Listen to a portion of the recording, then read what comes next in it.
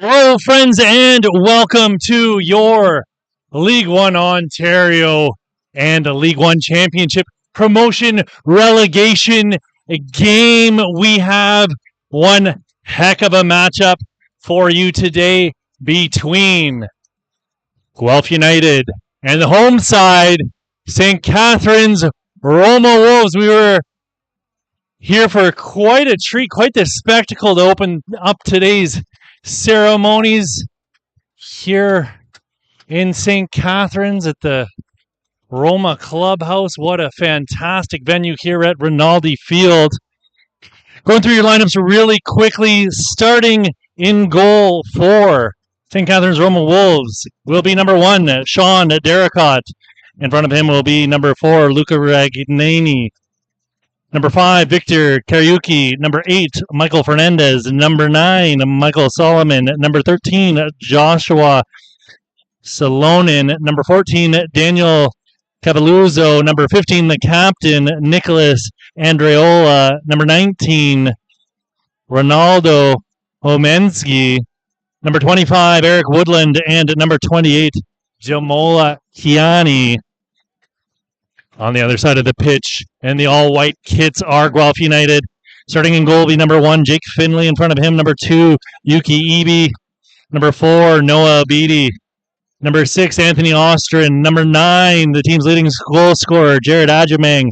Number 10, Jacob Cabral. Number 11, Jack Sears. 12 is Peyton Ferdinand. 14 is Cole Fernandez. Cameron Clack's wearing number 17, and the captain, Gray Yates, will be wearing a number 21.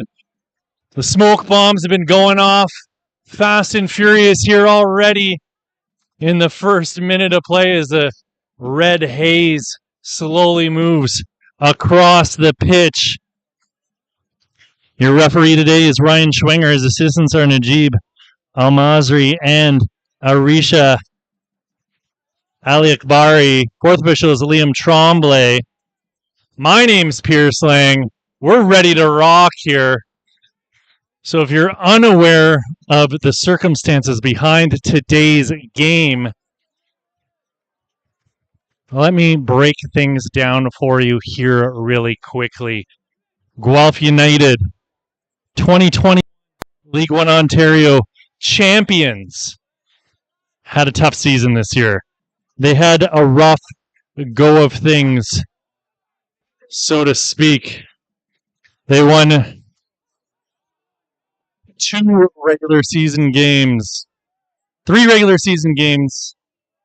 rather that, 4 draws, and then a bunch of losses. Whereas on the other side of the pitch, St. Catharines Roma Wolves were almost the complete opposite after a difficult run of games, going winless in their first 5 games. They won 1, they drew 1, they lost 1. Then they went on an 8-game winning streak, lost another game to the TFC Academy, but then won their final game of the season against Unionville and found themselves in 3rd place to finish the season. TFC Academy said that they will not be back next year, so there was no sense in promoting the junior Reds. So that moved St. Catharines Roma Wolves up into position to play in this match, which was originally scheduled for Friday, but at the behest of a proposal put forward by Guelph United, the match was moved to today with the stipulation that Roma would be allowed to host, and I think they may have given themselves the quote-unquote home field advantage here today as the red mist continues to envelop the pitch here in St. Catharines. Corner kick coming for St. Catharines Roma Wolves. It's going to be a right-footed in-swinger. A lot of motion going on in the box, and it's headed clear from danger, and that's going to go out for a St. Catharines throw-in deep in enemy territory here.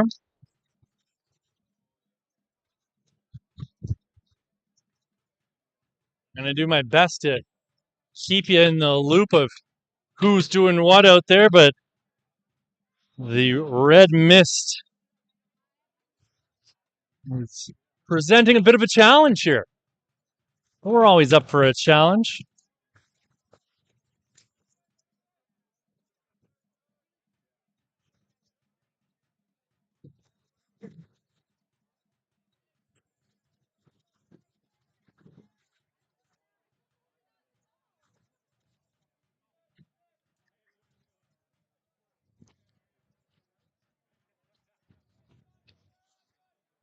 So Guelph United finished the season after 22 games played with 4 wins, 4 draws, and 14 losses. 27 goals for, 44 against with a negative 17 goal differential. So not an ideal situation for that side, certainly.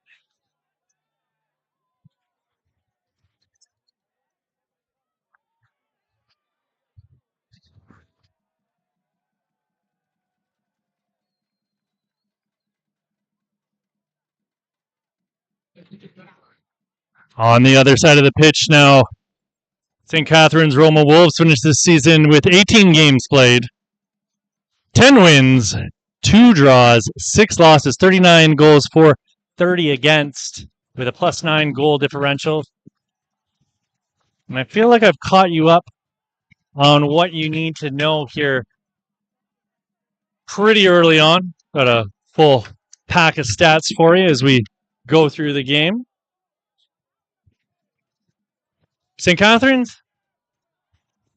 missing their starting keeper, Sergio Grande, who's with the Windsor Lancers playing U Sports right now. In his place tonight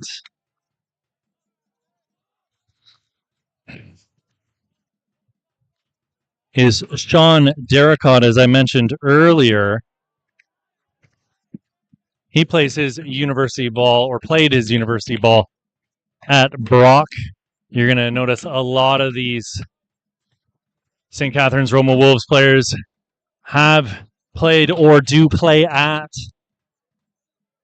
the local university here. And much the same on the other side of the pitch. A lot of guys in Guelph United kits who have spent time with the University of Guelph Griffins as well.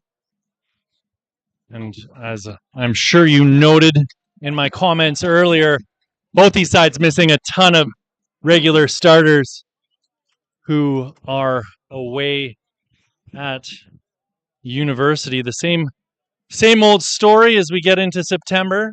That's why we ditched the playoffs in League One Ontario.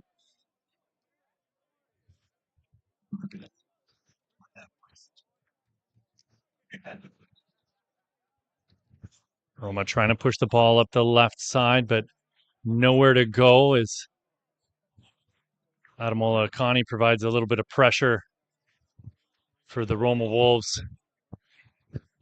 Trying to win the ball back. The Surrey, BC native spent last year with Blue Devils FC. Was at Marist College for a brief stint. Damola goes to ground.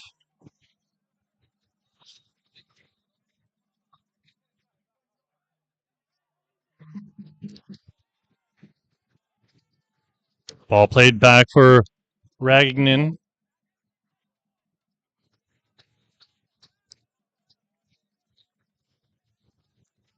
Yuki Ibi, number 2 for Guelph United, is a player I think you're going to want to keep your eyes on. He featured quite heavily last year in the Fall Reserve Division final against Woodbridge, a fantastic game where he was absolutely dominant. He hasn't quite seen that same dominance crossover in his time at Guelph, certainly at university. He's got 6 goals in his last 2 seasons at the university, where head coach Justin Stoddard is an assistant. Justin Stoddard had a fantastic collegiate career himself. 2016 U Sports All-Canadian. Played 11 games for the York 9 in their inaugural season. 15 games for St. Kitts and Nevis internationally. It's his second year as a head coach at Guelph United. He won a League One Ontario Championship in 2018 with Vaughan. And then again in 2021, playing 2 games for Guelph United in their initial stint in the league. He's a first-team All-Star in the OUA in 2012, 2013, 2014, 2015, and 2016. So a lot of recent experience under his belt for the Guelph United coach. On the other side of the pitch, Federico Triziani came back to Canada after spending some time with Viterbes and as the chief analyst with Azerbaijan. Before that, though, he has got a bit of familiarity with the area as he was the coach for 2 seasons with the York Region Shooters. This is Cavalluzzo. Daniel Cavalluzzo, who plays at U of T. The last name sounds familiar. There might be a reason. He is the younger brother. Ooh, that's a strong challenge, and it looks like it's going to be a penalty. Although, by the looks of it, the initial foul is called outside the box. So a free kick in a very dangerous position here for Guelph United. But yeah, I was saying there how Daniel Cavalluzzo is in fact the younger brother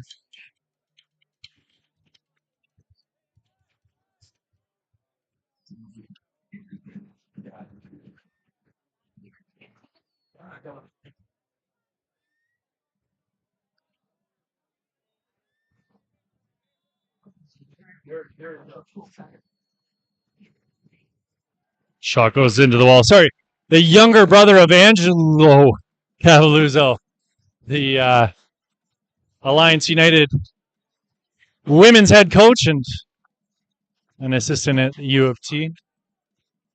Someone who should be familiar to everyone. Sliding challenge there by Akani Demola, or Demola Akani rather that. Jake Finley out of his goal, quite a ways to keep the pressure cranked up in the St. Catharines end right now.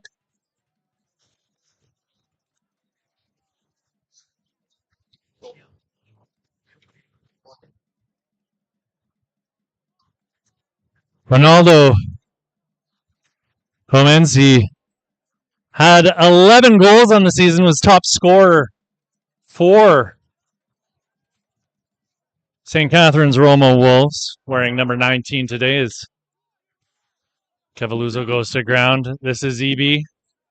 Yuki Eby puts a ball into the box, and it's Ragnan getting it out wide, and it's finally cleared up the pitch. Eby brings it down, has it poked away by Cavalluzzo. Cabral playing it across the pitch. Ball goes all the way back to Finley.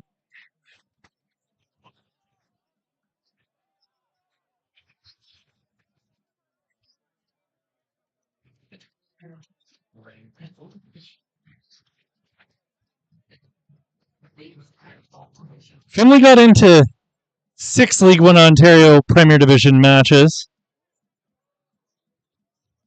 this season.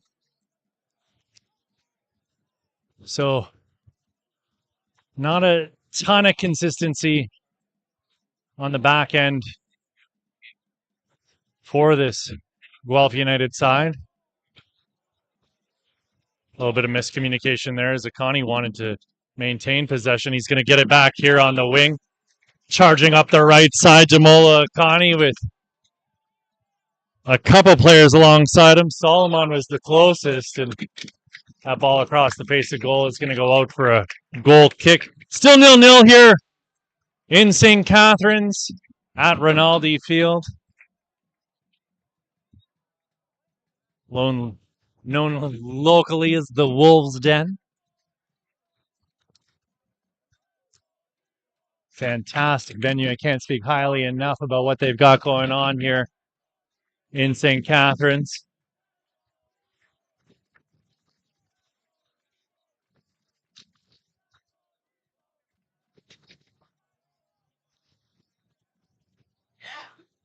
Connie nodding it back down.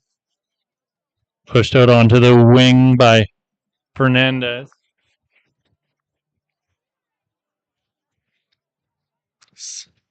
Looks to be Anthony Ostrin.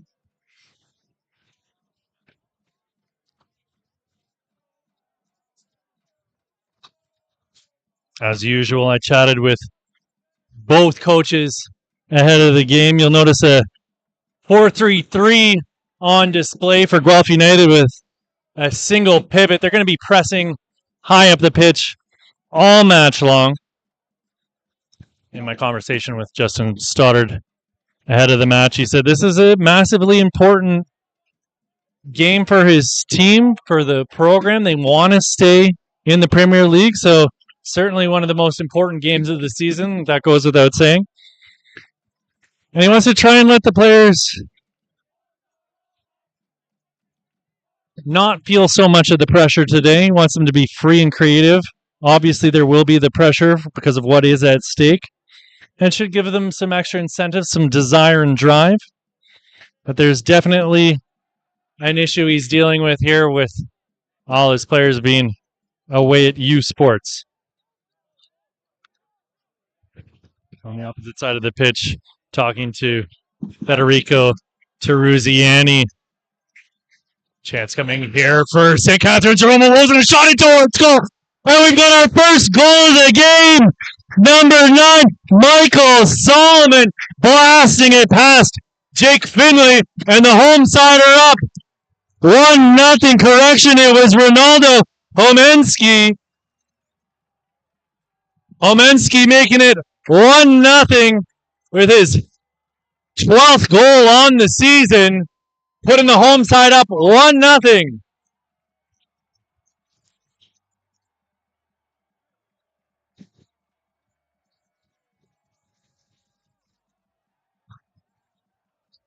So we'll see how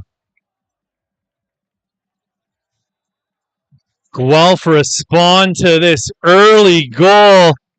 18th minute of play, and the home side find themselves up 1-0.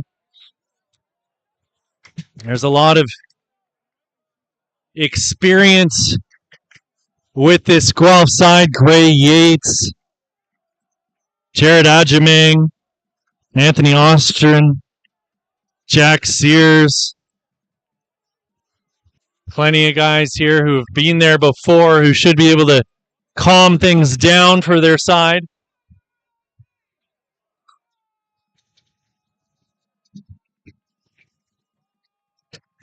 Fernandez playing a ball up, and it's sent back the other way.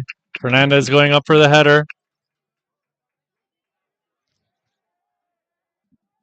Sears unable to get anything done in possession, turned back over to St. Catharines.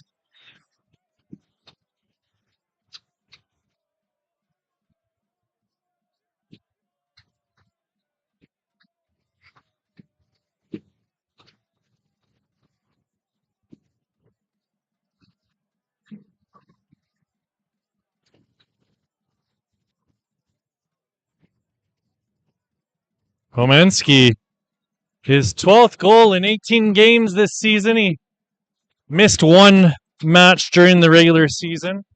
Still a fantastic record of 11 goals in 17 games for him. And scoring now when it matters most. I was talking about St. Catharines Roma Wolves head coach Federico Truziani, and he was saying how his season started so-so. They were last place in June, and then they won a lot of games at home.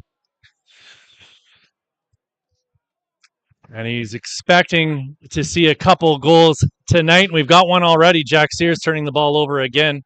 He's going to want to get that under control, as this team cannot afford to be wasting possession.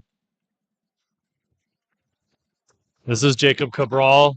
He's taken down, and the ball's turned over with the foul on Michael Solomon. Obidi playing the ball forward, getting us back underway. High lofted ball headed back towards Damola Akani. Akani with it still, and he's looking to get it up onto the wing for Homensky, and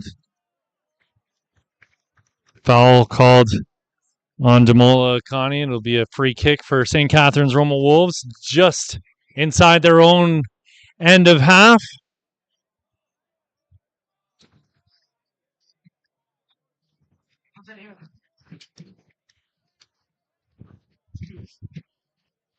Some very young players in the side here for St. Catharines Roma Wolves.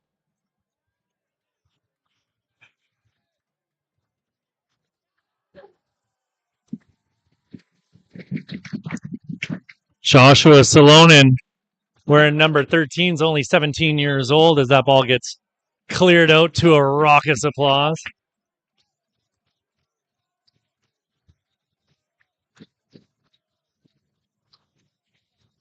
Looks like every member of the youth program showing up here today to cheer on their hometown boys.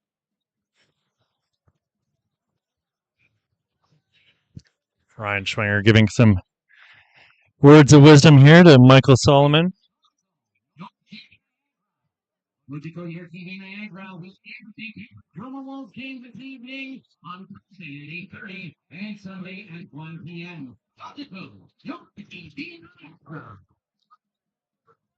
Solomon gonna get a little assistance here from Maddie Hunter, the physiotherapist. A lovely woman who I had a great little chat with today.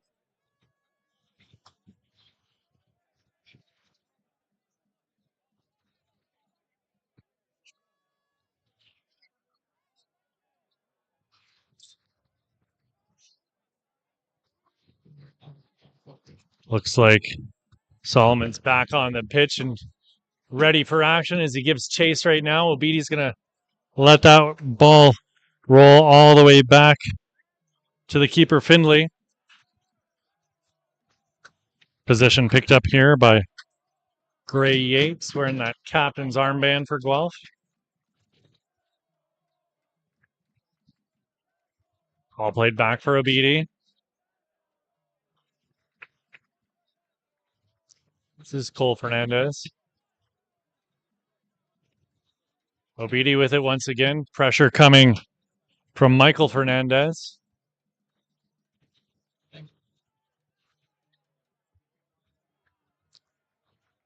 Andriola playing the ball out off of the attacker, the Roma Wolves captain, who's someone that Coach Truziani was suggesting we keep an eye on today. He said he was going to be a real difference maker this evening.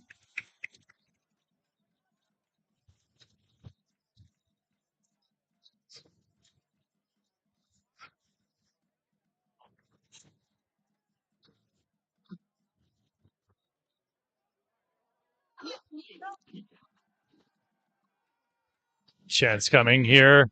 Shot in towards goal. Takes deflection and right into the hands of Derricott. He'll take his time getting back up to his feet.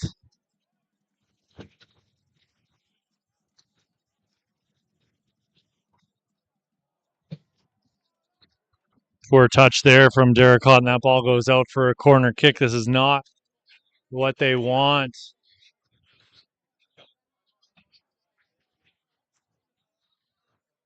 Corner kick here for Guelph United. 25th minute of play. It's Jacob Cabral to take. It'll be a right-footed in-swinger. Movement into the box. Looks like it's going back post. Evie was closest to it. Lovely work there from Salonen to get around his man. This is the captain, Gray Yates. Dispossessed. Ball through to Homensky. Homensky with it again on the give and go. Pass picked off by Jack Sears. Guelph working their way back up through the middle. Fantastic challenge there from Victor Kariuki. And Roma continue to push into the Guelph end.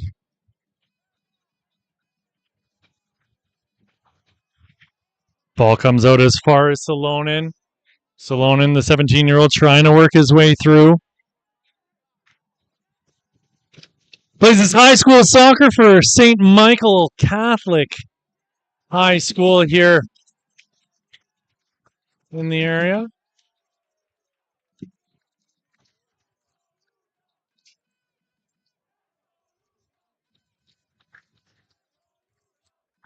You can hear the crowd going wild for Luca Ragnin, the 24-year-old.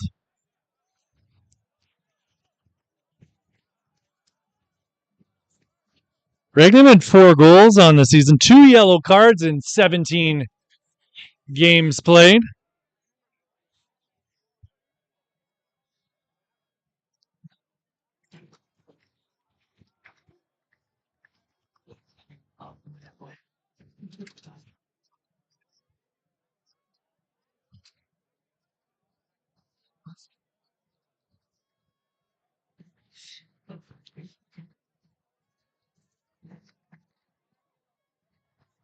It's a brisk 19 degrees out right now. A gorgeous evening here in the Niagara region. Oh, a little bit of a brouhaha starting up over on the far side of the pitch. Ryan Schwinger will go over and tell the boys to calm down. Corey has to pull out his cards. Complaints coming there from Cameron Clack that he received a elbow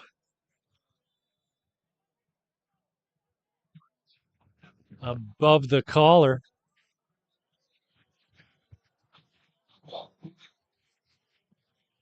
Schwinger blows his whistle and gives the ball back to Guelph here, just inside their own end.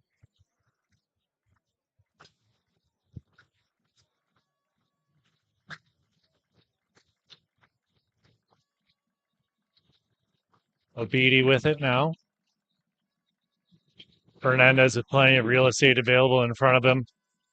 St. Catharines Roma Wolves more than happy to sit back and give Guelph their own half. Playing a nice little mid-block here.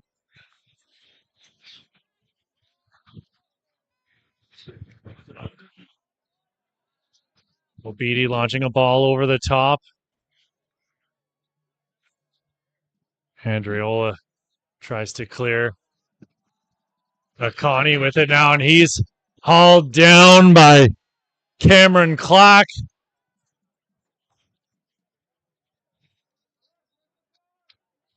Appeals from the fans for a yellow card on Cameron Clack, but not going to come here at this juncture. We've hit the 29th minute of play, friends. My name's Pierce Lang. Always a delight to be bringing you all the League One Ontario action, whether we're doing a Premier League or a championship game or the Interprovincial Championship last month. Ragnin gets the header up, and it was challenged by Guelph leading scorer Jared Adjumang. Adjumang's been so good the last couple years for Guelph. Their leading scorer this season with 10.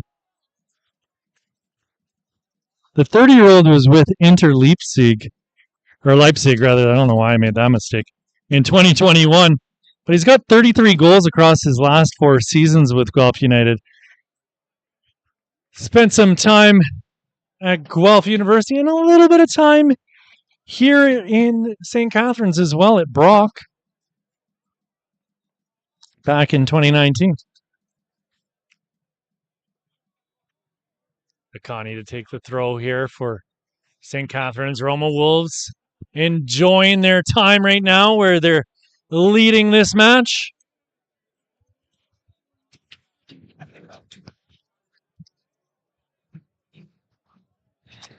I can't say enough about this little venue that they've got going on here in St. Catharines. Fantastic little setup. They've got the VIP booth, which we managed to sneak into here. Don't tell anyone that we're hiding in here.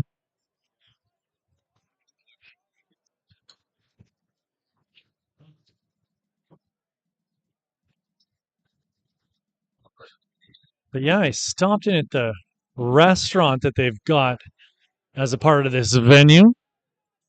Sala 61 had a nice little cold cut sandwich before the game with a healthy dose of fries.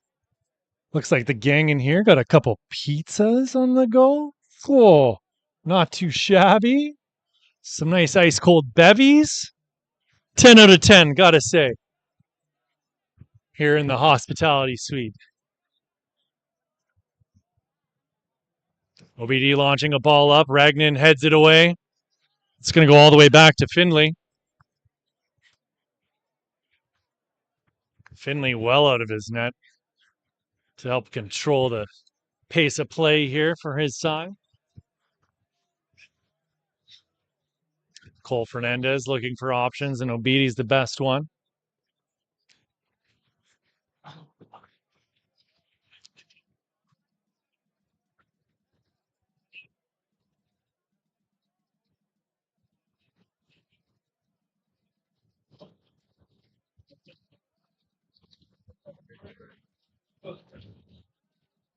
Got some arancini here, some mozzarella sticks too. These guys are living the life in the VIP box.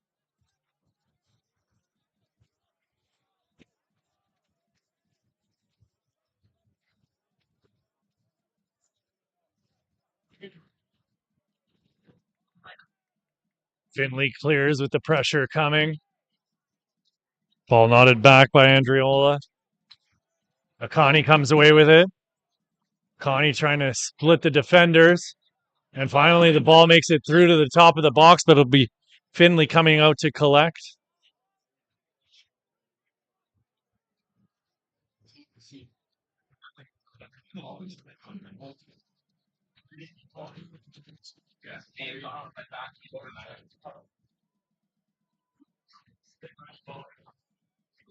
Eric Woodland chases that ball down, but puts it out for a corner kick for Guelph United.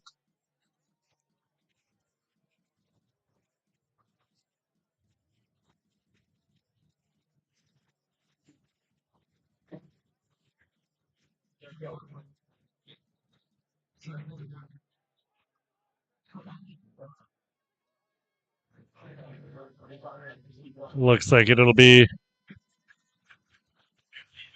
a right-footed outswinger going back post.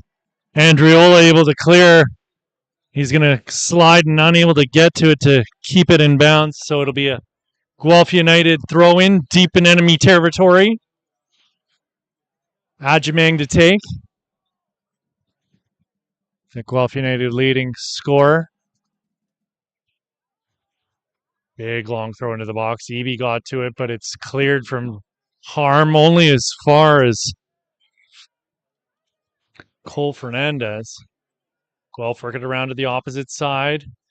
Ball into the box. Ajimang was closest to it, and it'll be chased down by Eby, and a little bit of contact there on the keeper. Nothing that I'd be too concerned about as Derek Hawk goes to ground.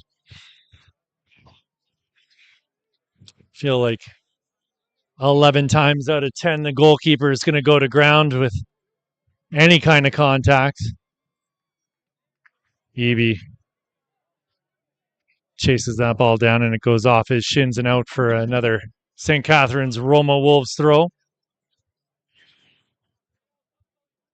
35 minutes ticked off the clock here, friends. 1-0 for the home side.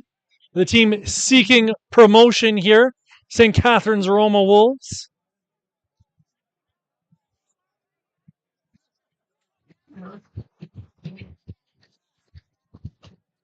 Bit of a chess match otherwise so far. Not a ton of opportunities either way.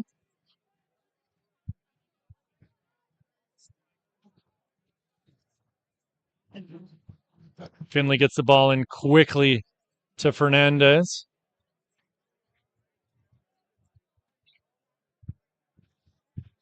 Obidi launching another long ball over the top for Ostrin to run onto. This will be Cameron Clack putting the ball back into play.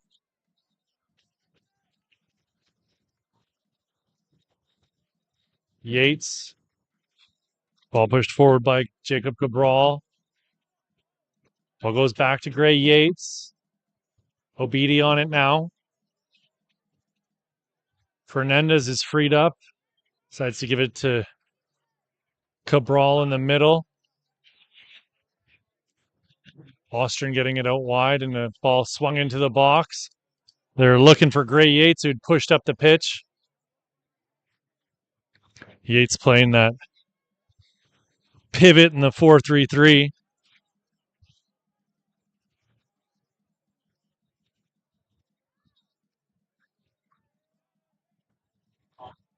Clearance only goes to the edge of the box. Swung in. Derek Hawk got both hands to it. There's a pile up in the box, and Ryan Schwinger is going to blow his whistle and stop play. Come check on the two men laying down at the top of the 6-yard box. Looks like everybody's okay as they get up to their feet. Yeah, uncontested drop ball here for St. Catharines Roma Wolves.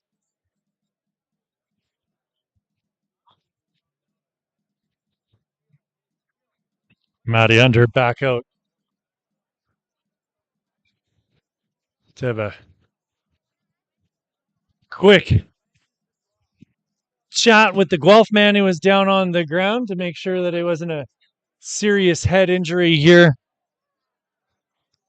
for Jack Sears. I'd hate to see a player of his caliber taken out of the match tonight. He's walking through the standard concussion protocol.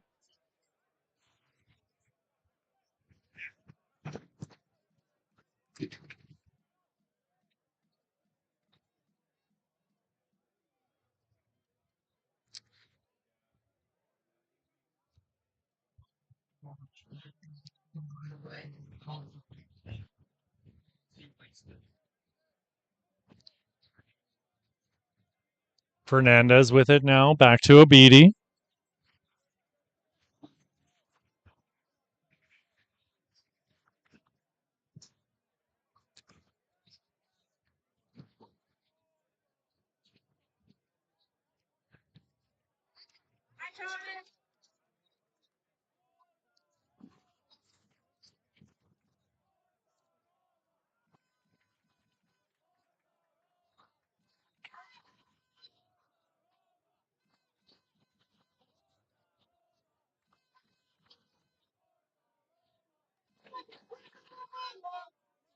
.39th minute to play here, friends. Still 1-0 for the team seeking promotion. St. Catharines Roma Wolves over Guelph United, who you want to say are fighting for their lives here. But I'm yet to really see it out of this side in white.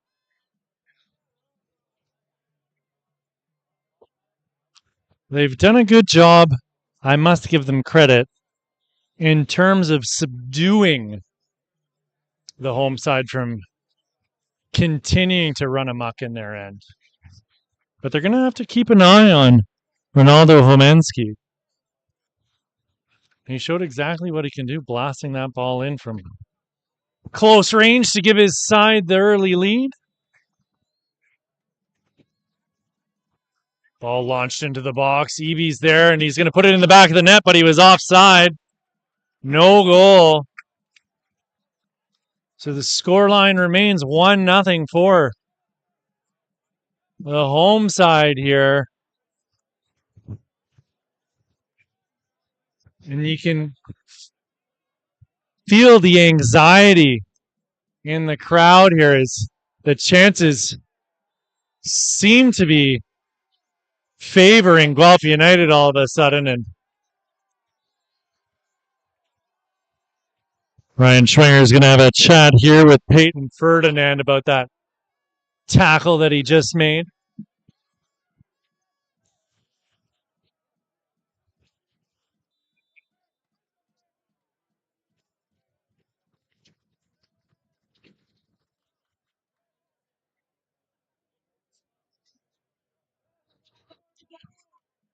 Looks like Cavalluzzo is going to be fine. He'll live to see another day. Ragnan launches the ball up and puts it out of bounds.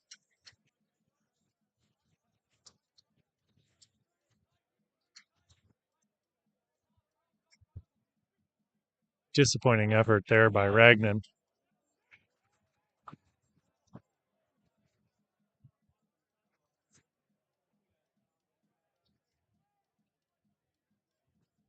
Ball cleared out onto the wing. Akani giving chase, and he got a foot to it. Ooh, late sliding challenge there from Damola Akani, and he's going to see a yellow card. It's our first of the match here. 42nd minute of play, and it's Damola Akani going into the books. He managed to go all season long without getting a yellow card.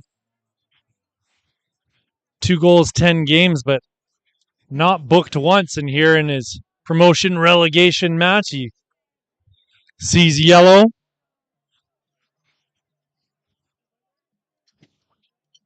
Guelph more than happy to push everyone up the pitch here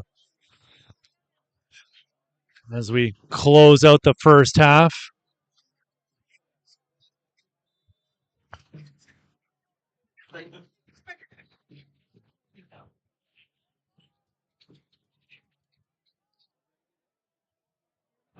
Fantastic run here. Ball into the middle and cleared off the line by Cavalluzzo.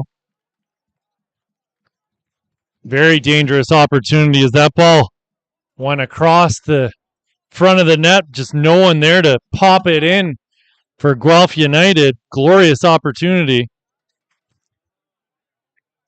But they've got a corner kick here. It's going to be Jacob Cabral to take the right-footed kick as he places it into the quadrant. Everybody back post again. Looks like it was Cavalluzzo who rose to meet that one as well. No, it was actually Homensky. Sorry about that. Solomon playing it back. Ball lofted up for Michael Fernandez. Fernandez has his jersey held, and we're going to have our second yellow card as Cameron Clack sees yellow in the 44th minute here.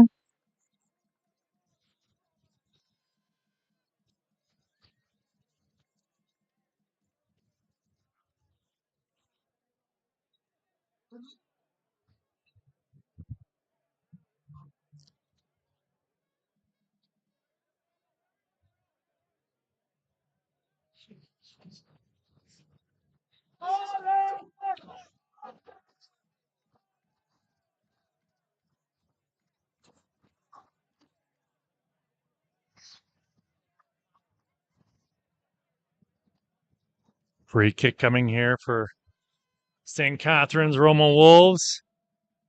As we've got under a minute left in the first half of regular time. Finley comes out to collect, and he's going to throw it out onto the wing immediately. Cameron Clack charging up the pitch, working his way into the middle. Clack lays it off for Peyton Ferdinand. Ferdinand goes to ground on the challenge.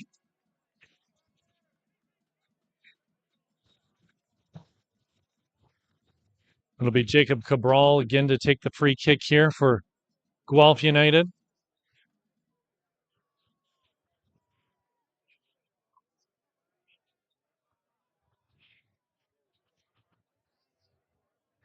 Fourth official has indicated there will be a minimum of 2 minutes of additional time to be added on to this first half of action. Cabral puts a ball into the box.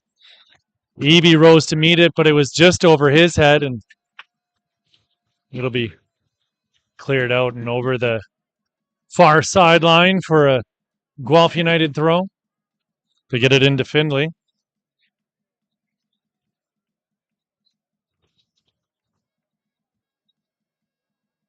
Noah Obidi with plenty of real estate available in front of him.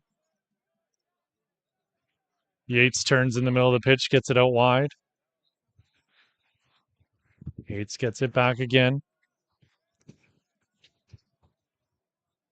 According to my sundial, there's about a minute left in this spell of additional time. As I always like to say, time will tell how much time will truly be played here. This is Eby. He stood up and turns the ball over. Homensky dispossessed on a sliding challenge there by Noah Betty.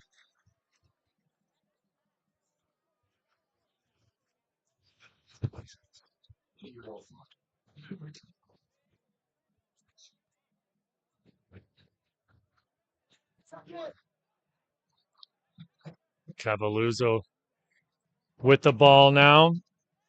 Cavalluzzo gets nudged from behind by Yuki Eby, and he'll get the free kick in the Guelph end.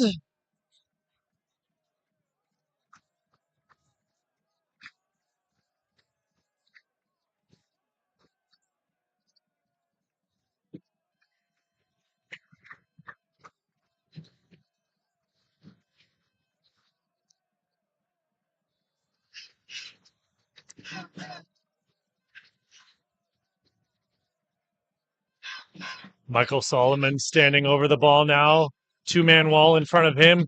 Goes back post, and the connection is made, but the ball pushed out wide of the goal, and the score will remain 1-0 here for the home side as the sand continues to slip through the hourglass here in the first half.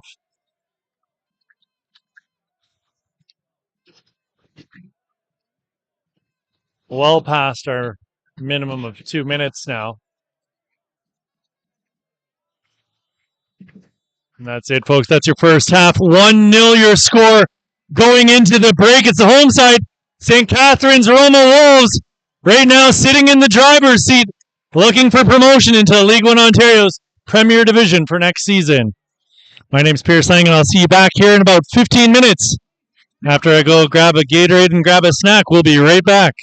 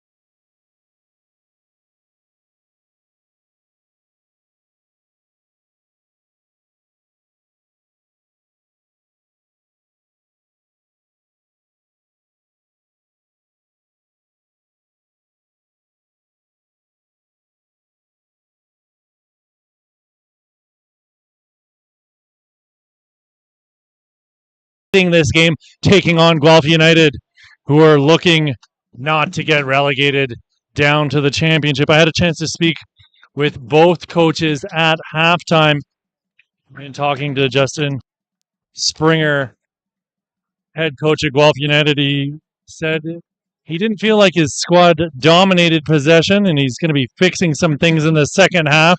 There were too many mistakes, and they need to get back to playing Guelph United soccer. On the other side of the pitch, Federico Terruziani said that his team scored a beautiful goal on the counter, but the other side's had a bit more possession than they'd like, and they need to balance the attack and fight for the next 50 minutes.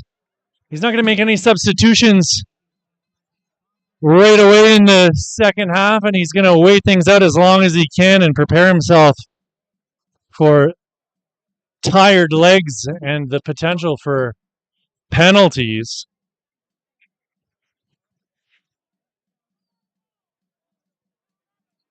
We did have one substitution at the half as Cameron Clack was taken out, and in place of him will be Michael Ndaga.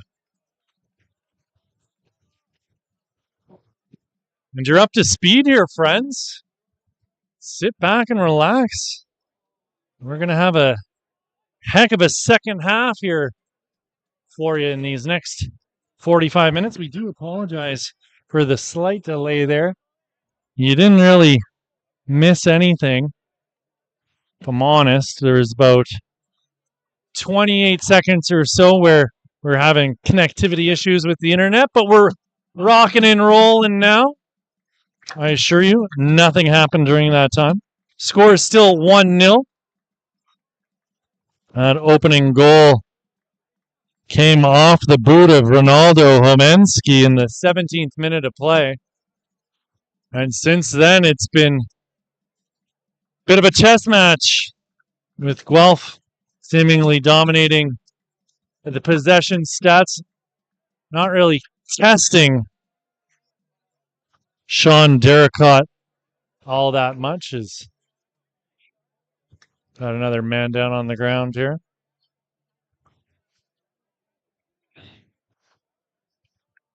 Matty Hunter on the case once more to make sure that this young man's well looked after.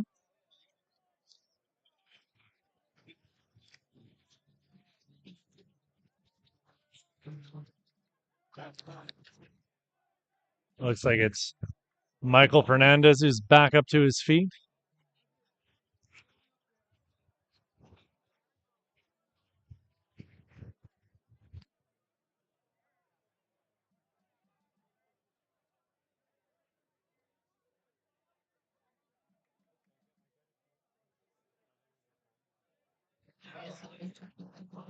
Betty trying to split the defenders, looking for Gray Yates. He gets it back again.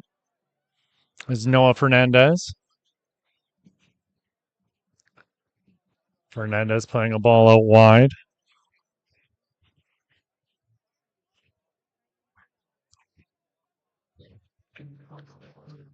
This is Ndoga putting the ball back into play. Jack Sears brings it down. Sears swings the ball into the box. Evie got ahead to it, or almost, but coming out of his goal was Derricott to collect.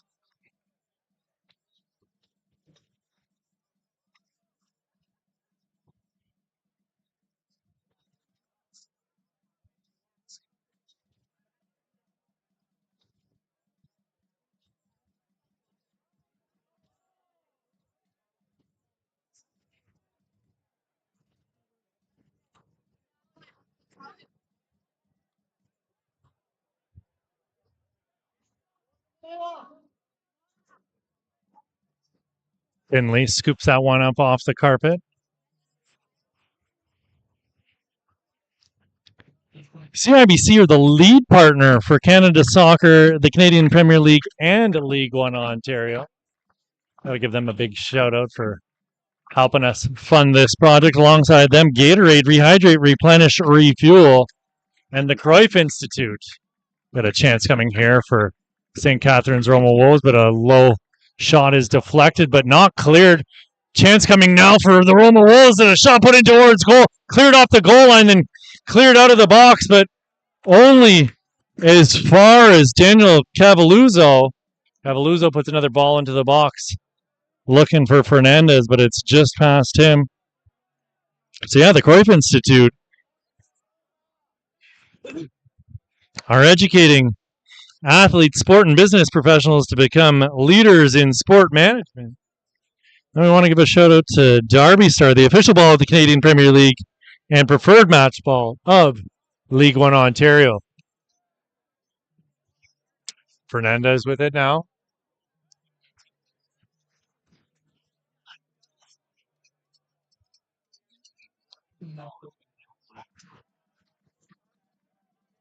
Another opportunity for St. Catharines Roma Wolves, but offside called on Ronaldo Homensky.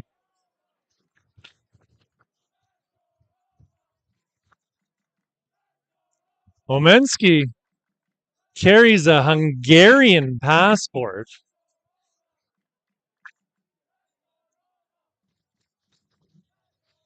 So anybody watching in Europe looking for a spry young 18-year-old Canadian striker, you go ahead and give Ronaldo's parents a phone call. Or if you're in the Canadian Premier League or USL or MLS.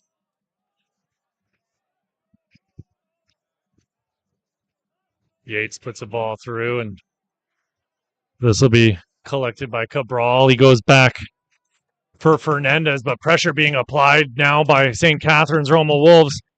Ball squeaks through to Cabral. Still with it. Cabral lofting a ball up towards the back line. Cavalluzzo got ahead to it.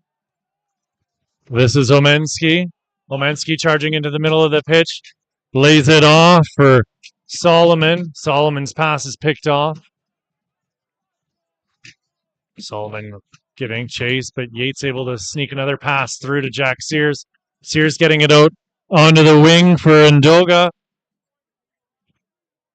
Ndoga laying it off for the captain, Yates again. Yates getting it back from Ndoga. And St. Catharines Roma Wolves again happy to sit back as this block moves from mid to low suddenly, as they continue to sit and lay in wait.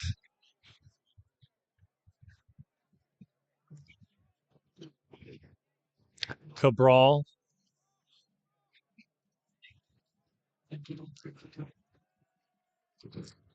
I think that was a shot attempted by Cabral, but nowhere near its intended target.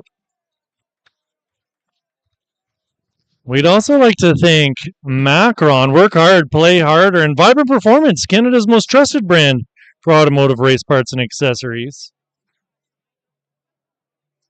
Big thank you goes out to the Canadian Premier League, where Canadian soccer takes flight. One Soccer is the home of soccer in Canada.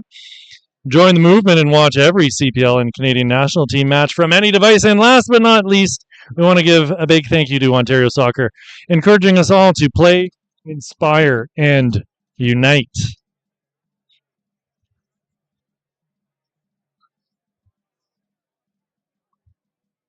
Beyond that, we want to give a big shout out to Dimitri and the whole crew at MSA for constantly providing the images that you watch here on the live stream. Fantastic work from both Dimitri and his main man, Andre. I'm not going to say who I like better because Dimitri can hear me.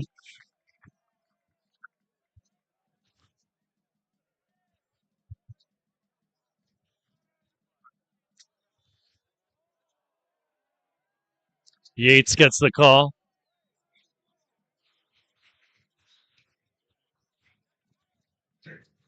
Cavalluzzo's clearance goes out for a throw-in.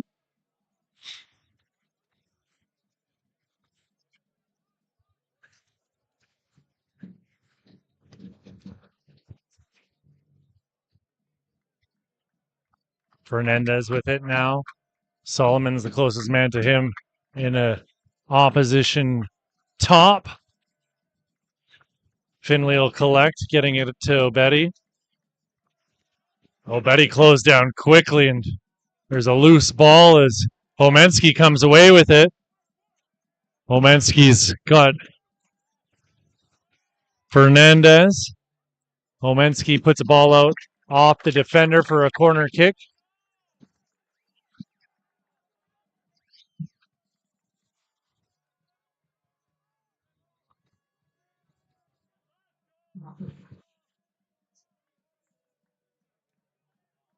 Is audio not working?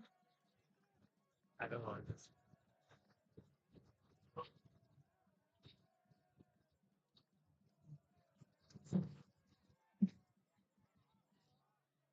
Hajimang and Bakani battling for it. Ooh. Sliding challenge there, and a card coming here for Joshua Salonen. The 17-year-old will go into the books here in the 57th minute of play.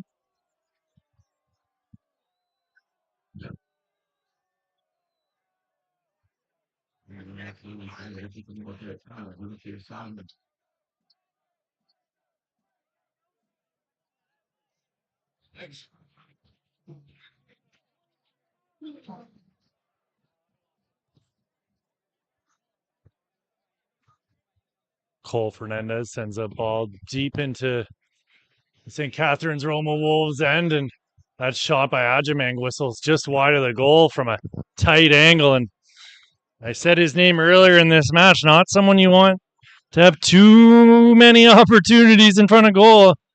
The 30-year-old striker with 33 goals across 4 seasons with this Guelph United side. Right-footed ball looks to be going into the middle of the box. It's St. Catharines Roma Wolves getting to it first. Akani beaten to the ball by Fernandez, but Akani gets it. Jamola Akani being held up, and another yellow card being shown here, this time to Peyton Ferdinand of Guelph. As they're starting to come fast and furious here, friends.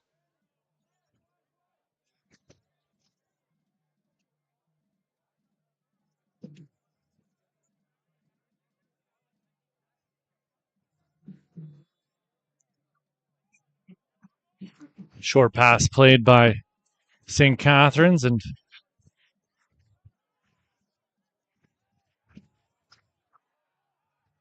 they'll have to backpedal now after the turnover. Fabulous sliding challenge there by Cavalluzzo.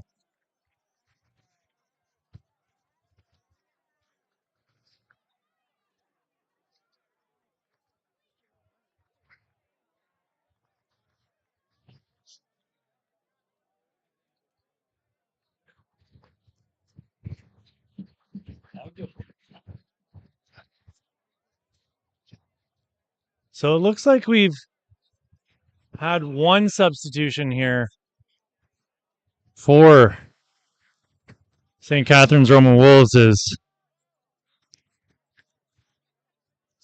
Oh no, that's my mistake. We haven't. They're still waiting it out.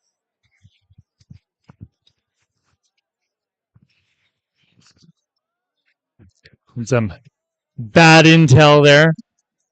I have to fire my producer. All worked out onto the wing.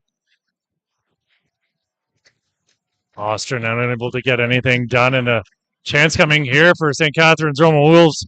Finley out of his goal to head that ball forward for Cole Fernandez.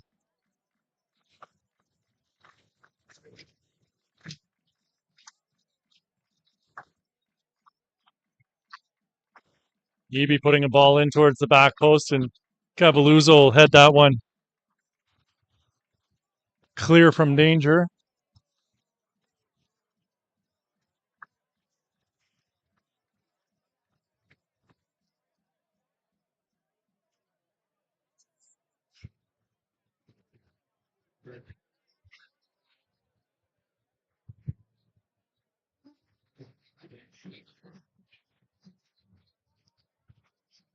Ball lofted to the back post. Payne around in the box and cleared, but not out of the box. And Donga unable to make anything happen, and that's going to roll out for Roma Wolves. The goal kick here in the 61st minute of play.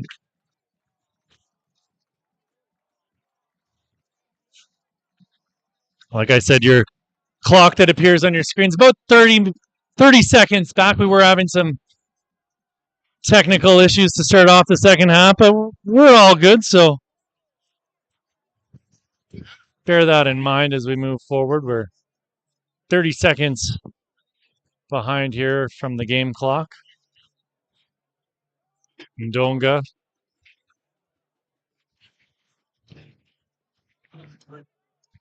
Cleared by the 17-year-old Salonen.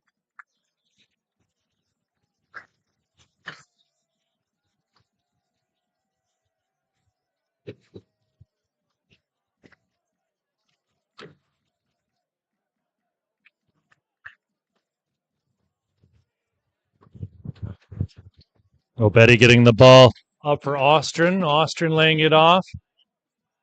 This is Cabral getting it out wide. Ferdinand has his cross blocked, and it's out for a Guelph United throw-in.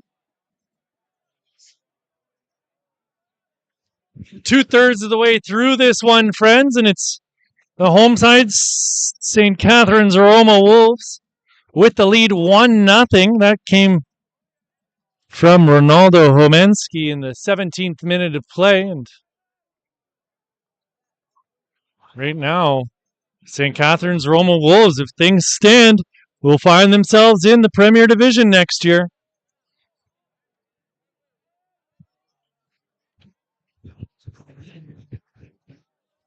Obetti clears. Eby with it now. Eby laying it off for Cabral. Cabral getting it out wide. Sears puts it into the corner. Headed out of the box and bouncing around. Finally brought down by Cabral. Pass through to Ostrin, and it's laid off for Peyton Ferdinand. Another ball into the box, and it's Eby smashing one over the bar and out for a St. Catharines Roma Wolves goal kick here in the 64th minute of play.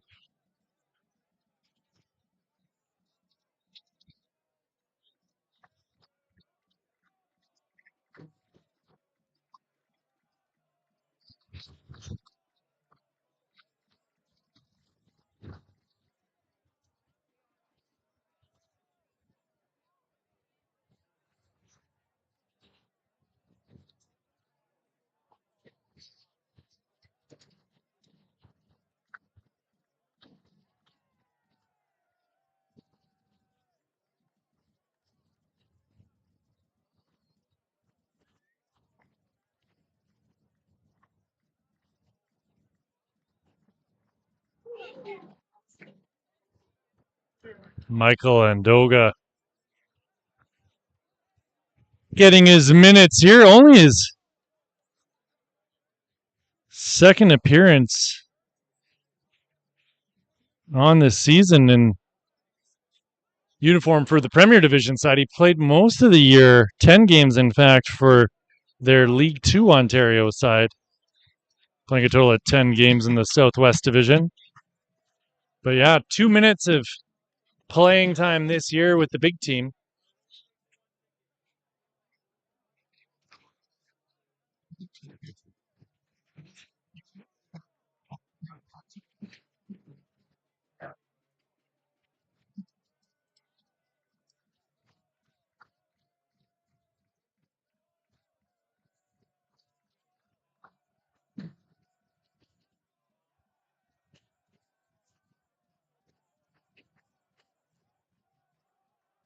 You can hear the crowd out there in full voice as they continue to cheer on this home side.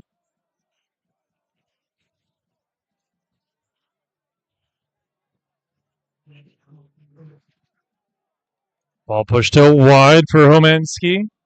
Homensky with it on his right foot, puts a shot in towards goal, and that's off the defender. Ryan Schwenger was there, and he says, nope, that's a goal kick. He must have had a better angle than we did up here. So Finley will take the goal kick.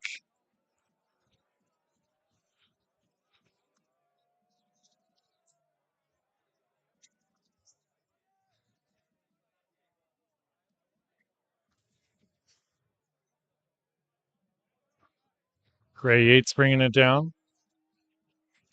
Ball pushed forward to Ostrin. Jack Sears on the ball. Through to Eby. This is Ostrin, and he goes to ground at the top of the box. No whistle on the play, but the ball is out for a corner kick. Regnan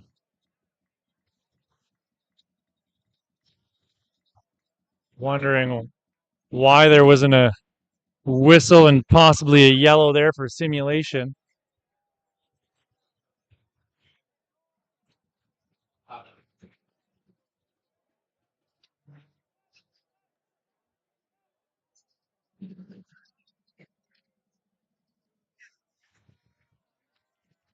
Ball headed clear from danger and out of the box, and it gets as far as Ostrin. Opportunity knocking here for Guelph as they continue to crank things up a notch. Jacob Cabral blasting another ball clear of the goal.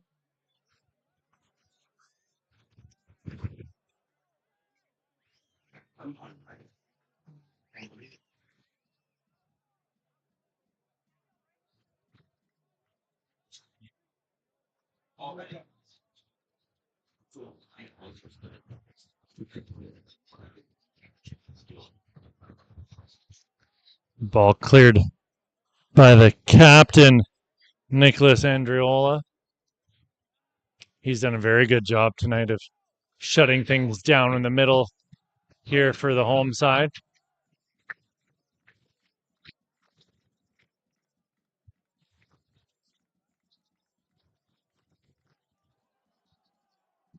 This is Homensky with it now, down at the touchline.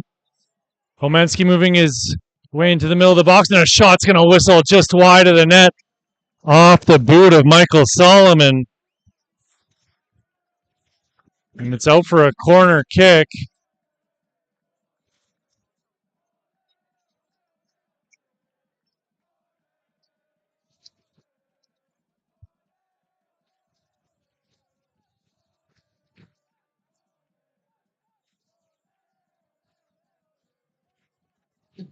Looks like we've got a right-footed outswinger coming here on this corner kick in the 70th minute of play.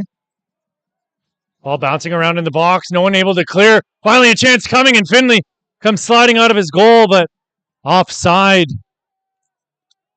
on the play. So a lot of excitement there for no real reason, unfortunately.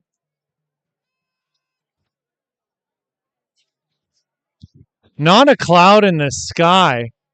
Gorgeous, well-lit half moon up behind the Guelph goal, and when the moon hits your eye like a big pizza they still got the pizza in here, so be eyeing that up for post-match.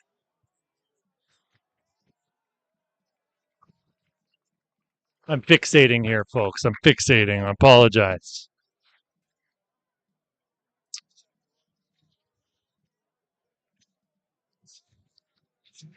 Derek Hott with a big booming kick over half. I bet he's going to get the head on it.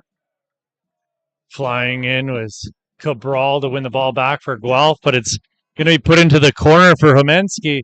Homensky with it at the edge of the box.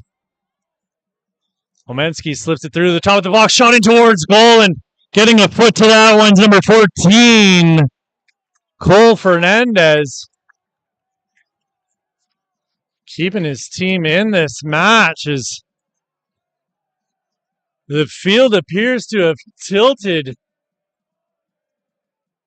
And it's all downhill right now, pointing towards the Guelph United goal. Jamola Akani putting another ball into the box with a right-footed outswinger. Fernandez got a head to it and headed it towards his own goal. Finley had a hand on it. Bit of contact there in the box from Andreola, but nothing comes of it despite the goalkeeper's protests. And looks like Andreola's got a touch of cramp here as he goes to ground. He's going to have the physio come out and have a quick look at whatever seems to be bothering him.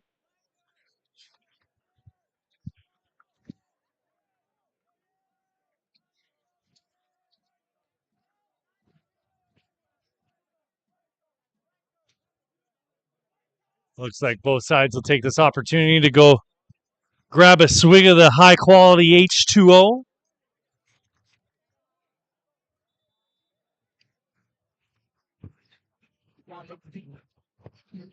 As we have a quick look at the ginormous crowd here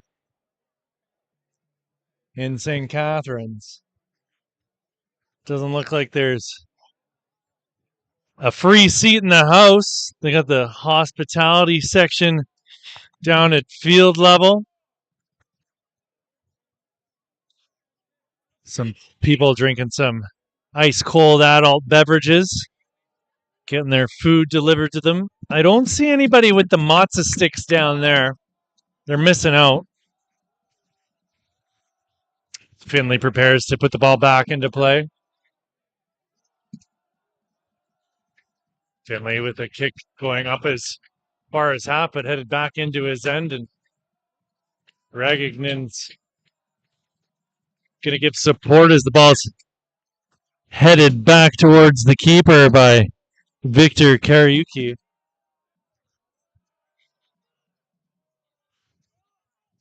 This is Austrian. Fabulous sliding challenge there by Kariuki, and that's going to go out for a throw-in.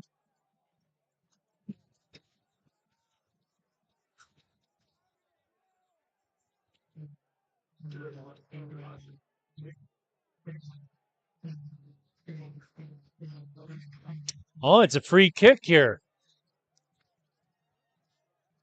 Unless there was a foul by Kariuki there.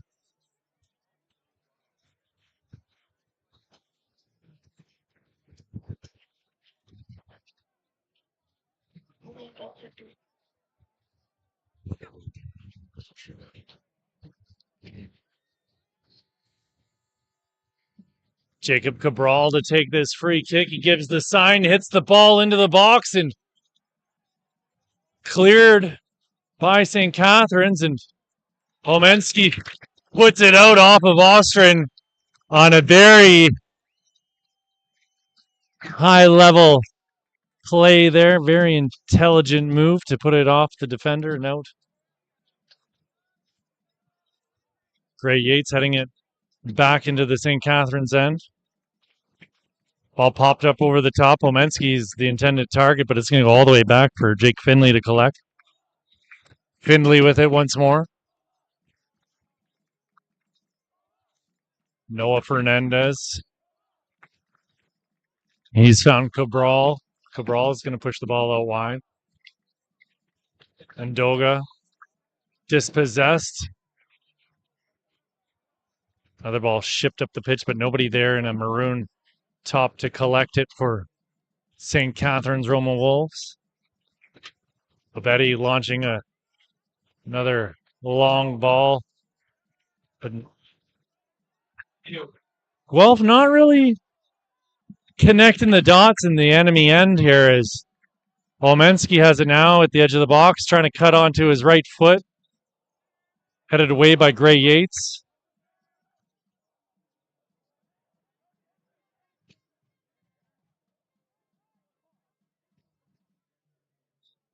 Ndoga laying it off.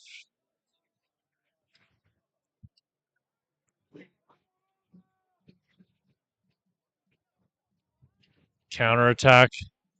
Slicing through the St. Catharines Roma Wolves right now for Guelph United, and Ajamang's going to have his hands full on that far side, unable to get anything done, and a little bit of fisticuffs going on at the far side of the pitch, but no harm coming of all that pushing and shoving, and we've got a man down on the pitch right now for St. Catharines Roma Wolves.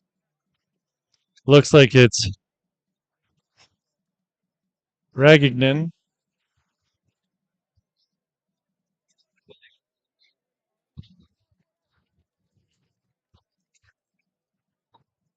.76 ticked off the clock as we're in the 77th minute of play. Still 1-0 for the home side, St. Catharines Roma Wolves, as they're seeking promotion into the Premier Division for next year.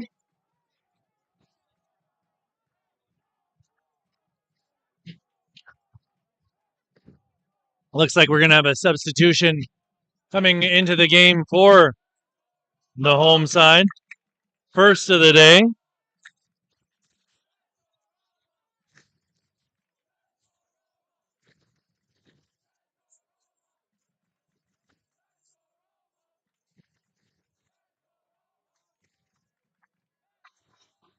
So Pero Bandula is going to be coming into the game for Guelph United for Peyton Ferdinand. And then there's a pair of substitutions here coming for the St. Catharines Roma Wolves, and I'll have those for you in a second. It sounds like Jake Kelly was one of the men who came in for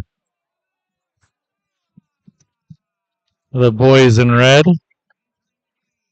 I'll have confirmation here for you in a second, and it was Michael Fernandez receiving a yellow card moments ago for the Roma Wolves.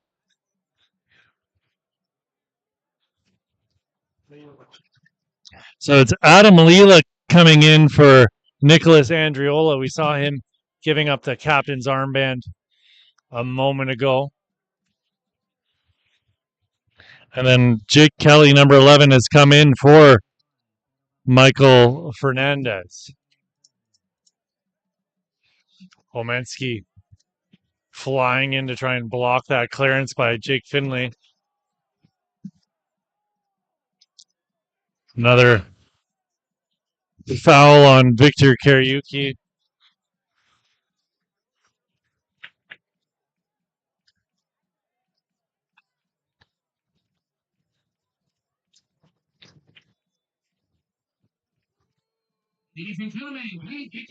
It looks like the armband was handed off to Luca Ragignan when Andriola made his way off the pitch there. In the win, 2, 6, 2, 9, 0, 6. That number again, 2, 6, 2, 9, 0, 6. Yes, our winner. Paul Fernandez and Tamola Kani showing some good sportsmanship there as they had collided moments ago, but no harm to either of them, and they had a quiet word with one another. A couple pats on the back, and they're off their separate ways. This is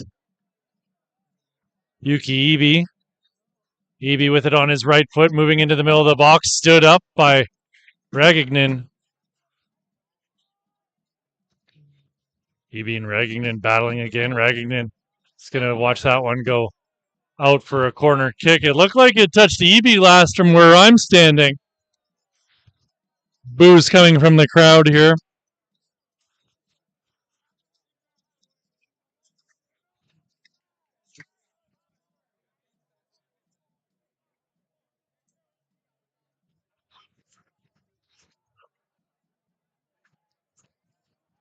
Ball was going low to the front post, and This is Demola. Connie giving chase, but it'll be played back to the keeper, Finley, before he can get to it.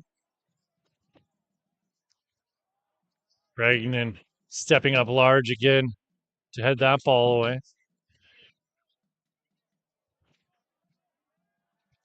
Evie going to ground quite easily there, and lucky not to receive a yellow for simulation. There wasn't a ton of contact there, and he went full on Dennis Rodman diving for a loose ball.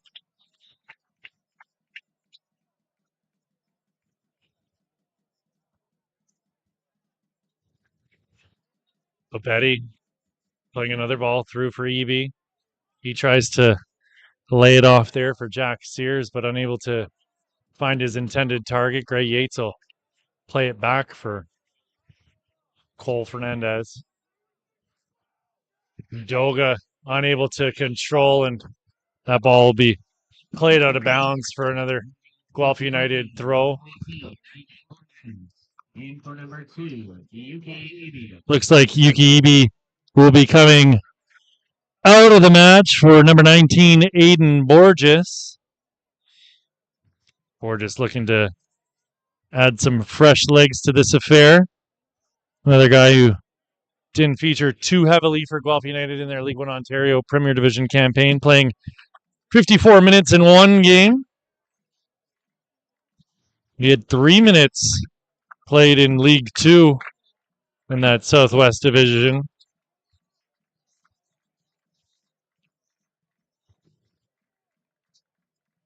But he has played 2 games so far in the Fall U20 Reserve Division where he's got 2 goals.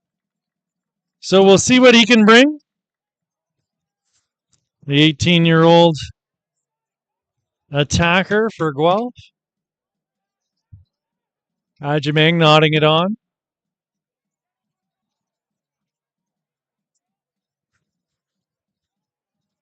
Cabral's pass picked off by Jake Kelly and cleared for a throw-in.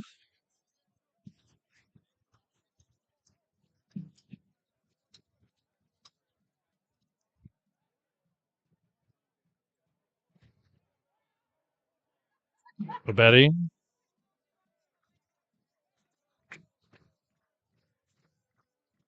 Cole Fernandez.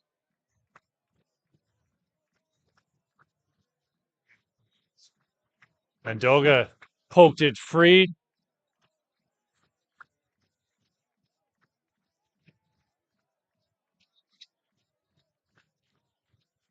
Aiden Borges is a big body out there.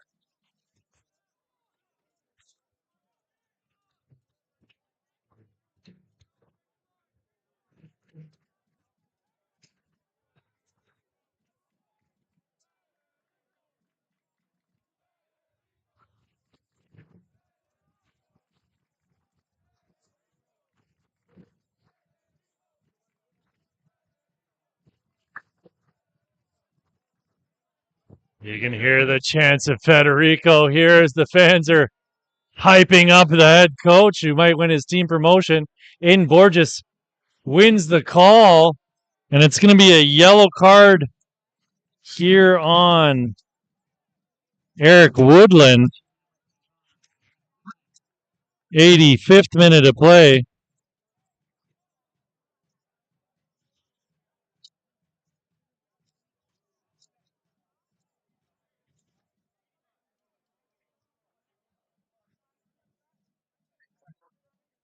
Ryan Schwenger has been busy. He's going to have a lot of paperwork to fill out after this game.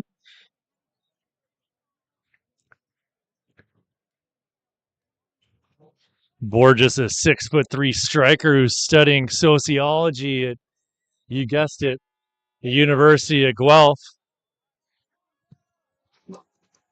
And that is just an absolutely poor free kick by Gray Yates. And you hear the response from the crowd.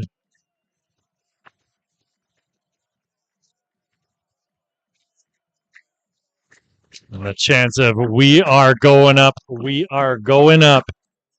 coming from this home crowd right now as they continue to support the home side. Borges laying it off for Ndoga.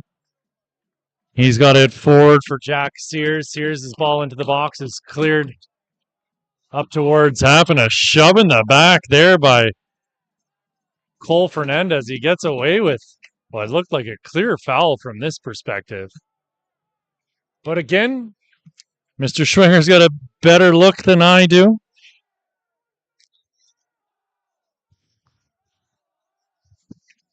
We've had 6 yellow cards handed out so far today.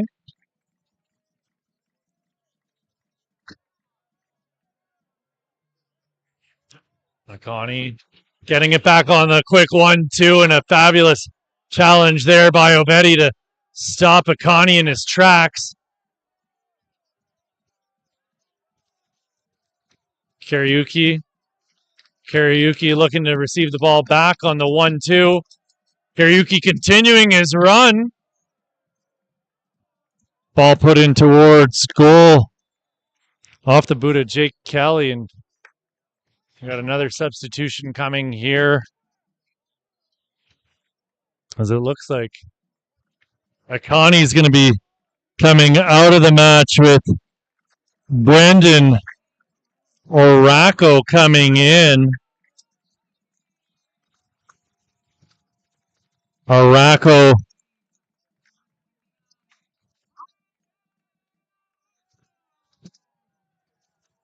featured in 13 matches this season. The 23-year-old for St. Catharines Roma Wolves holds an American passport.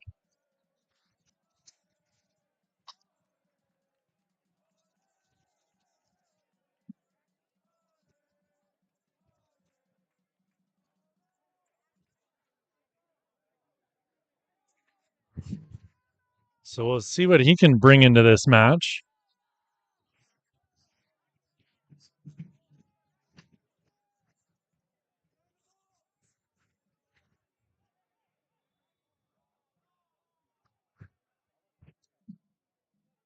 Morocco previously played last season with Burlington Soccer Club.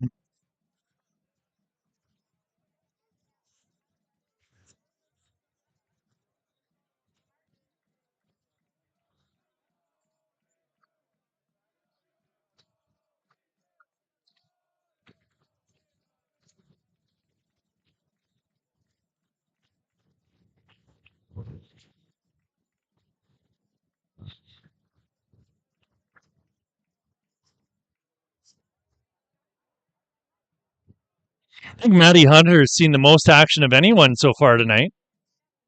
The physio for St. Catharines Roma Wolves here. She's been pulling double duty looking after both squads. Looks like it's Luca Regignan who's being helped off the pitch. We've still yet to find a winner here for the 50-50. Boys, check your pockets.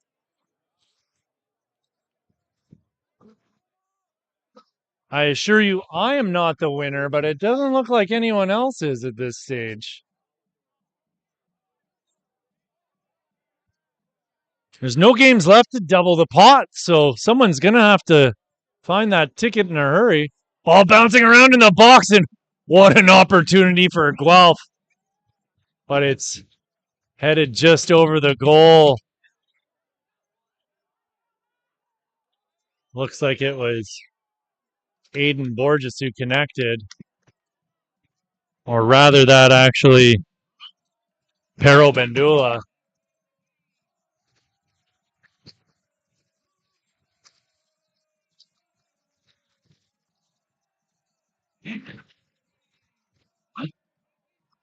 And it looks like number 24, Nolan Bassetti, is going to be coming in for Regignan, who's seen enough tonight. He's been run ragged.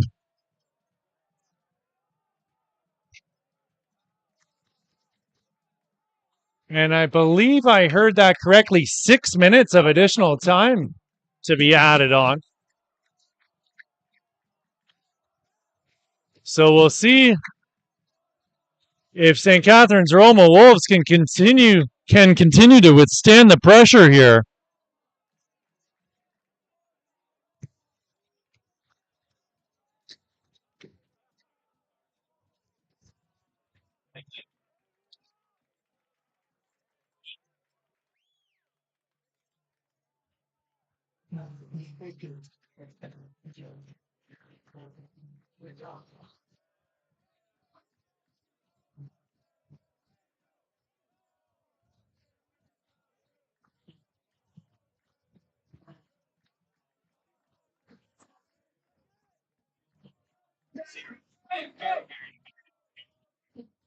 Pero Bandua, I just looked in to have confirmed, stands 6'5".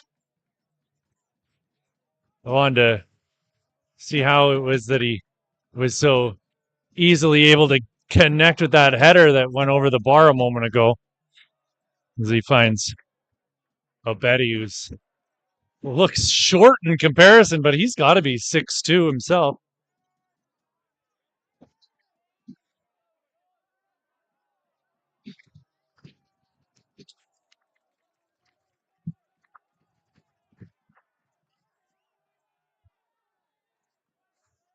Ball put into play by Ostrin. Yates with it now. Launching another attack, but it's cleared. Ball only gets as far as Ostrin. Yates with it once more. Back out onto the wing.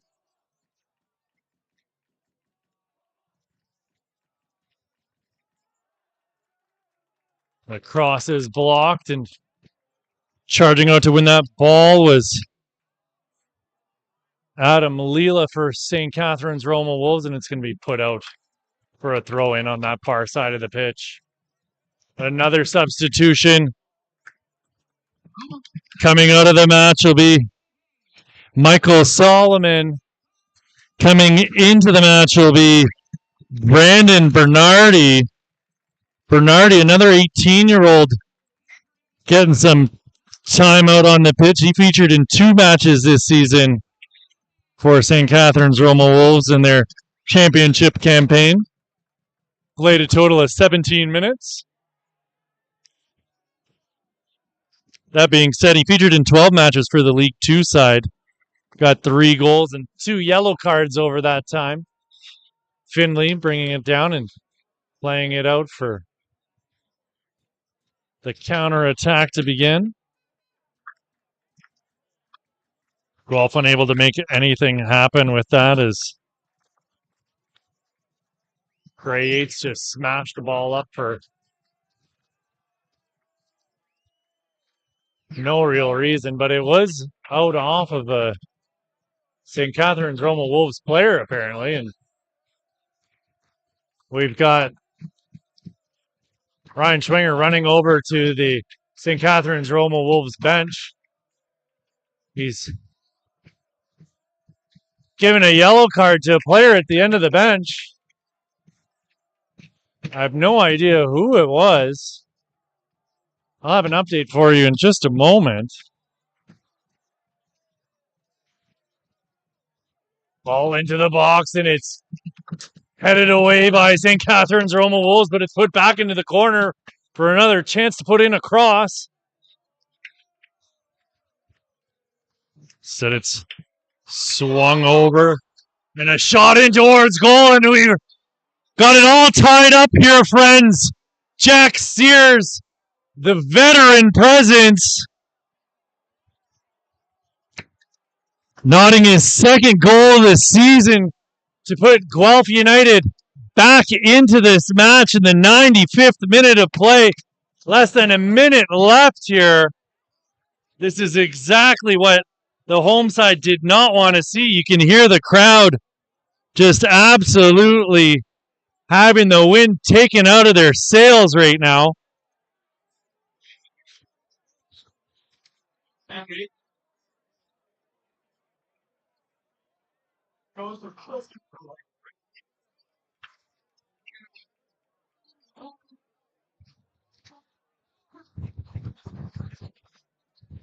So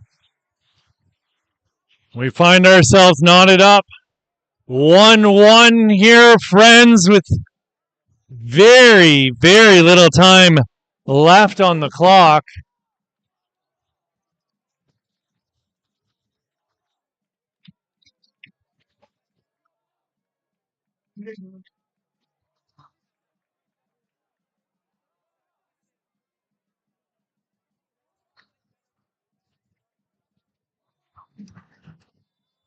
And that's it, folks. That's your final whistle. We're going to be going to penalty kicks here to decide this one. They call it the most exciting moment in sports, but I don't know.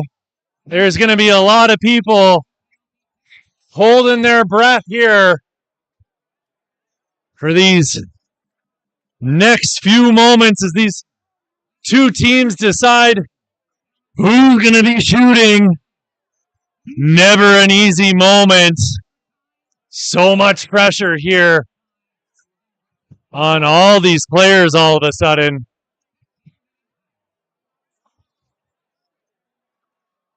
We had an announcement that there's going to be 2 15-minute halves, but I believe that is incorrect. I just had confirmation from league head office that we are, in fact, going to PKs.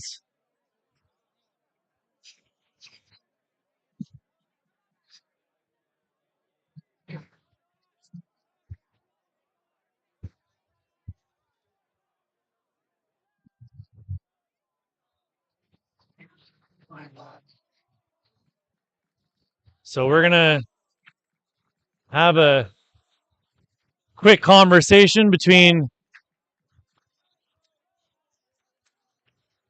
some of the higher ups here. The officials and Dino Rossi having a quick word to confirm. I am pretty confident in the words I said only moments ago that we are, in fact, going to penalties. Again, time will tell.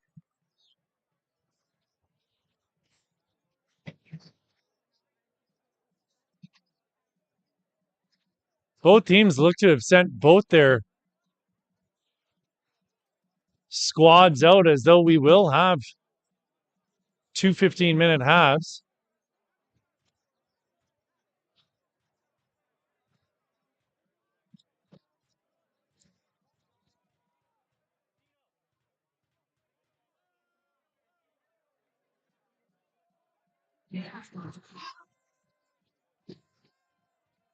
So confusion reigning supreme here still.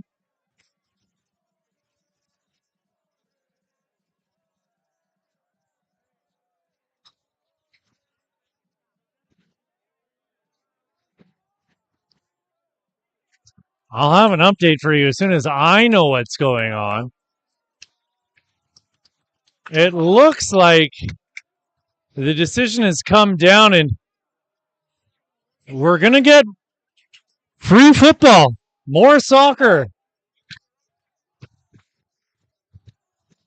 It looks like the discussion that was had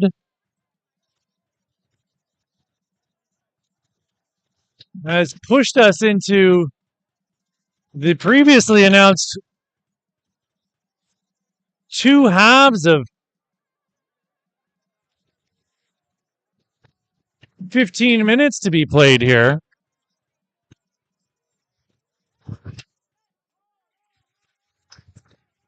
And you can hear the fans starting to step things up here, but this break has certainly taken some of the energy and atmosphere out of the venue, and certainly that late last-minute goal took the wind out of the sails here for the home fans, as I mentioned before. And it looks like we are playing 2 15-minute halves. I just had my source at the league head office tell me that they were in fact incorrect. And the official rules do state that there will be 2 15-minute halves, then PKs. So, tuck your t-shirts in your waistbands and get your feet up on the ottoman, as we've got another half hour of League One Ontario action here for you, as the ball is pumped out wide onto the wing by Jack Sears, who scored the equalizer only moments ago. Here he is again with the ball on the far side. Sears has his pass blocked and picked off there by Jake Kelly. Oh, rather that was Adam Leela, not Jake Kelly. Leela gets away with a foul on the far side of the pitch there as he put a shoulder into the back of Jack Sears.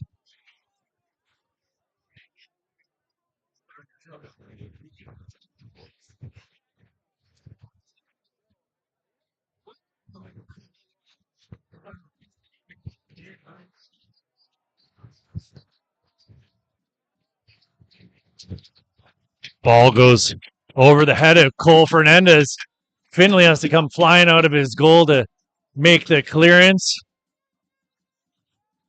He beat Araco to the ball, but there was contact on the play, and ball goes against Araco.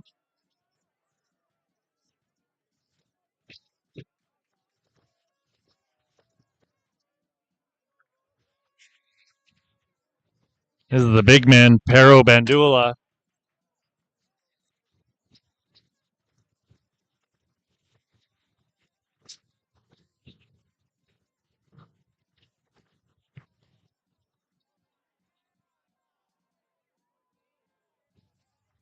Bandula, not the only superstar in the family, is his younger sister, Nicola, is a real talent. Had a chance to watch her play the FTF Girls Top 60 in July. Fantastic player. Here's Bandula laying off a pass to Cole Fernandez. Findlay playing it out onto the wing for Obetti. Obetti's had a strong game so far this evening. This is Jack Sears. Ajimeng laying it off for Sears. Ball back into the middle. No one there to get onto the end of it. Ndoga lays it for Gray Yates. Yates gives it right to Ndoga. Ndoga's ball into the box is cleared, chested down by Eric Woodland and cleared out over the line for a Guelph throw. We've got another cloud of red smoke creeping its way across the pitch here in St. Catharines. Michael Ndoga again with it into the corner. Playing it back for Gray Yates, the captain. Looks like Yates has given up the captain's armband here at some point. Ball pinging around, and it's Jared Ajimeng collecting it in the box. Goes to ground. Another shot is blocked. Ndoga gets a shoulder right into the solar plexus of the St. Catharines Roma Wolves player who was charging in there. That was number 13, Joshua Salonen, the 17-year-old. He's up to his feet. Good bit of sportsmanship here as Hayden Borges is helping the downed Roma player stretch out his hamstring.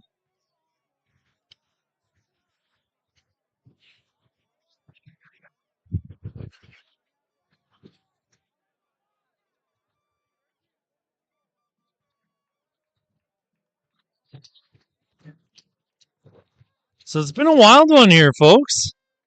If you're just tuning in, someone told you, hey, you might want to check out this promotion relegation match that's going on tonight. It's been a good one. Took 17 minutes to open the scoring, but it was the home side through Ronaldo Homensky And then from there on out, it looked like this one was kind of in the bag for the home side. But after about 6 yellow cards and 6 minutes of additional time added on to the second half, Jack Sears bulged the twine and drew the visitors level with less than a minute left in the match. And now we find ourselves here 1-1 in the first half of additional time.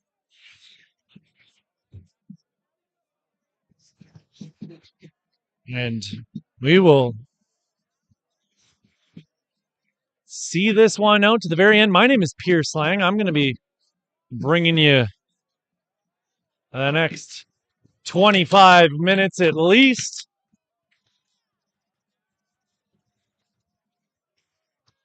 Racco putting a ball into the box, but he's offside on the play.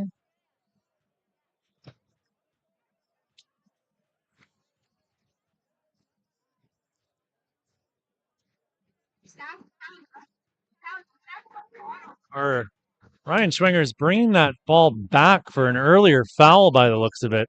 I know Racco was just as confused as I was. So he looked to his shoulder and tried to figure out what the assistant referee was calling on the play, but he was told, "It's not my decision, young fella." The foul happened further back. So standing over it now is the 17-year-old Joshua Salonen. Salonen was one of those 6 players receiving a yellow card. Salonen, I think I said he was 17 years old. I am incorrect. He's 23 years old. So I have read something wrong somewhere at some point and made a mistake in my notes. So I do apologize to that young man. I am not sure how that occurred.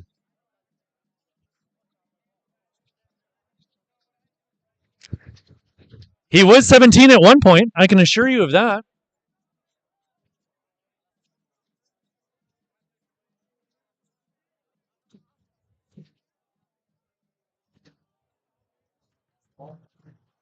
Late challenge there on Bantula, and he's going to more likely than not receive a yellow card after the fact.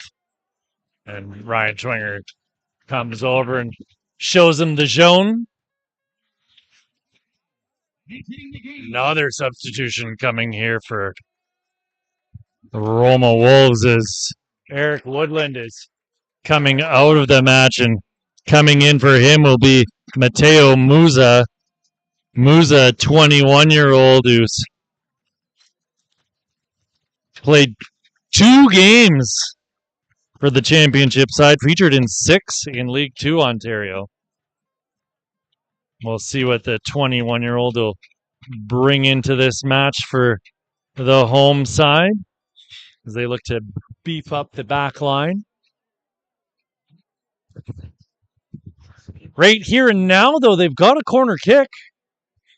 Looks like it's going to be a right-footed in-swinger coming for the St. Catharines Roma Wolves.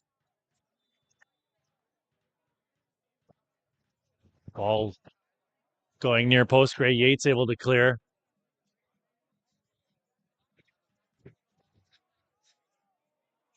Ball headed in towards Finley, and he'll collect and calm things down. Rolling it out for Cole Fernandez.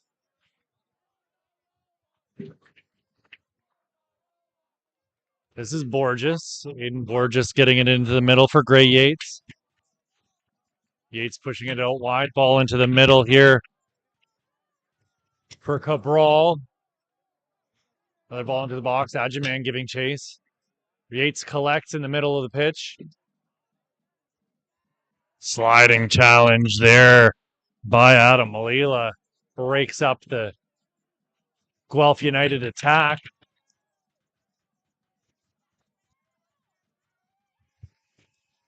This is Brandon Bernardi putting a ball into the box.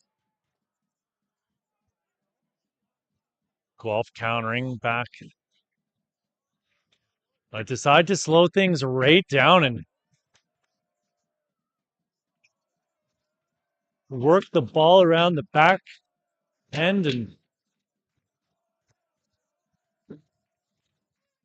Cole Fernandez will loft the ball up and towards absolutely no one as he loses his footing.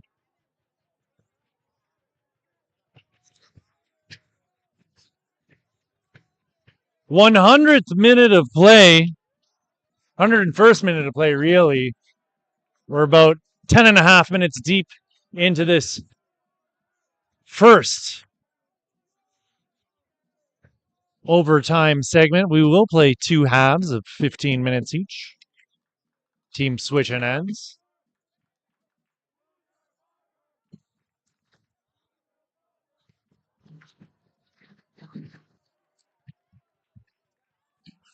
Aiden Borges putting a ball well wide of goal on his attempt to turn and fire.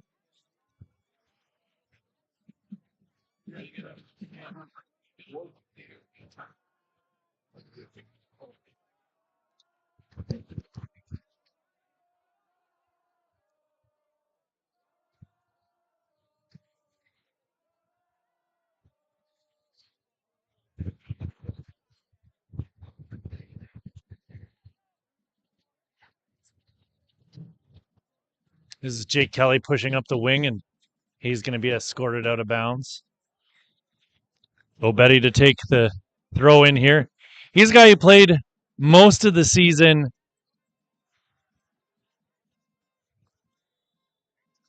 I was saying he was the guy who played most of the season with the League 2 side. He got in 8 games with the League 1 Ontario side, but played 11 in the third flight. But he's a 6'2" center back from Ottawa in his 3rd year at Guelph studying human kinetics.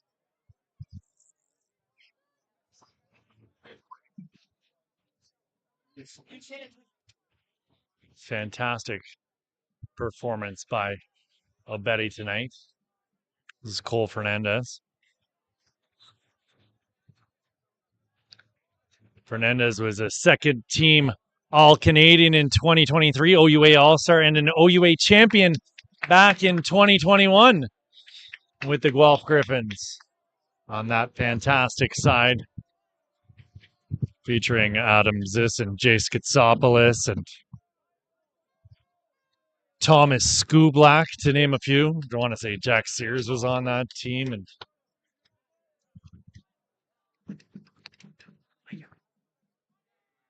a few other fellas. Cabral getting into Ajamang. Ajamang using his grown man strength to fight off the defenders there, and it's a call going against Karaoke and a free kick in a dangerous spot. Well worked by the 30-year-old.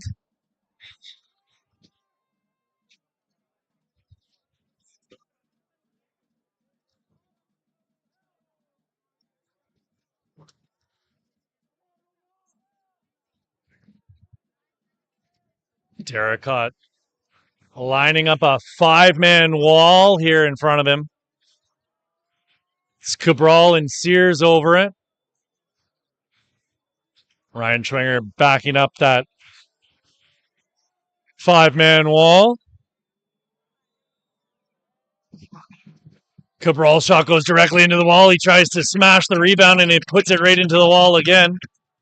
This is Finley.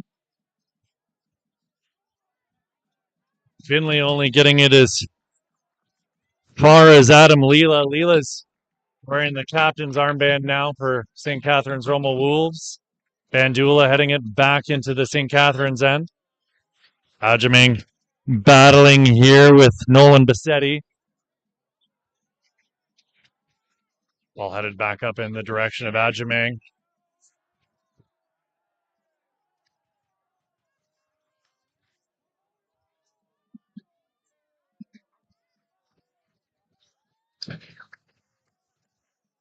Jake Kelly giving chase here. He's dispossessed, and the ball's played back to Betty, and he clears it up to half. We're going to have 1 minute of additional time added on to this first overtime period, and an opportunity is Guelph are knocking on the door. That shot off the boot of Cabral goes out over the touchline for another Guelph United corner kick.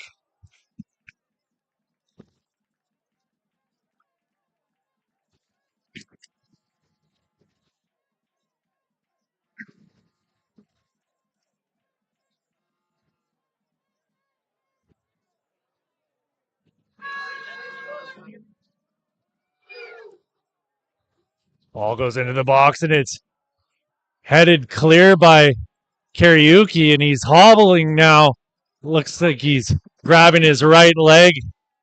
Jack Sears will have that call go against him, and it'll be St. Catharines Roma Wolves free kick here in their own end.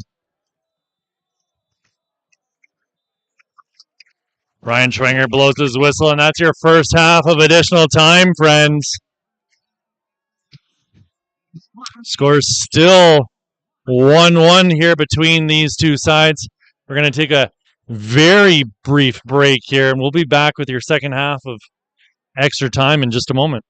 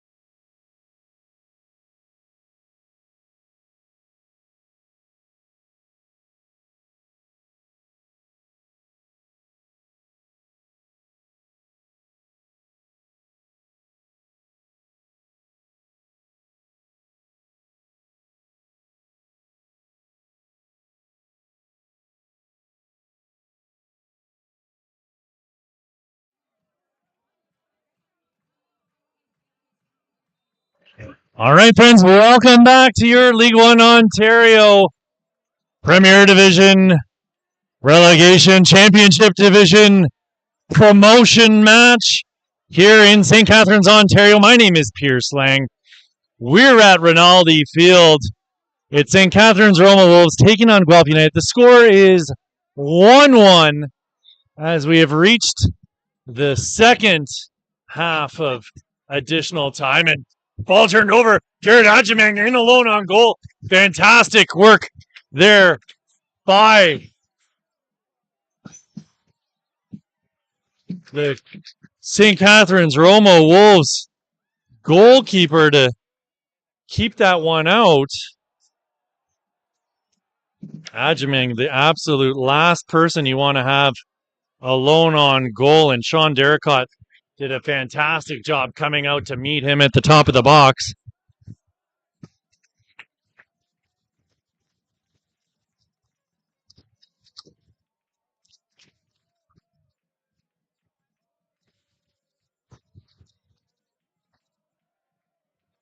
Cabral to put a right-footed in-swinger into the box. It's right in the middle, and it's headed away by Daniel Cavalluzzo, who's had an outstanding performance this evening. I mentioned before, he plays collegiately at the University of Toronto. He's 5'10", studying engineering. He had an assist this season in 11 games, but he's called upon more for his defensive efforts.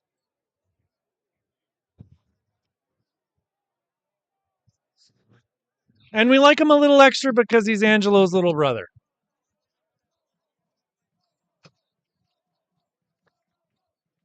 Always good to see the family connections here in League One Ontario. This is Cabral playing a ball out onto the wing for Anthony Ostrin. Ostrin immediately puts it into the middle of the box. Ajimang was the intended target, but it was cleared and out for a Guelph United throw-in. Ostrin getting it into Cabral. Cabral working his way into the middle. Ostrin laying it off for Gray Yates.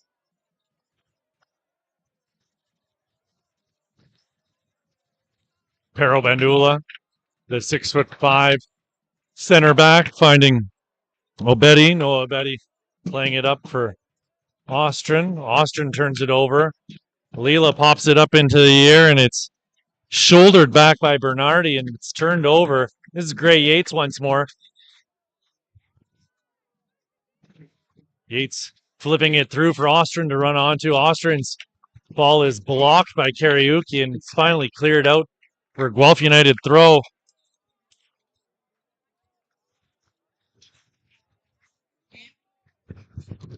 Guelph seemingly going from strength to strength here from the end of the first half onward. They had the majority of possession in the first half, and then the second half they kept chugging along, and finally things broke for them in additional time, late in additional time, using every gosh darn last second they could. And it was Jack Sears. I had a feeling, I know I didn't say it out loud, but take my word for it, I knew it was going to be one of the veterans stepping up and grabbing the bull by the horns here for Guelph, and sure enough, Sears was the man to do it. Here he is on the ball now once more, playing it into the box, goes past Kevaluzo, finally cleared out by St. Catharines Roma Wolves. Another ball into the box, headed away.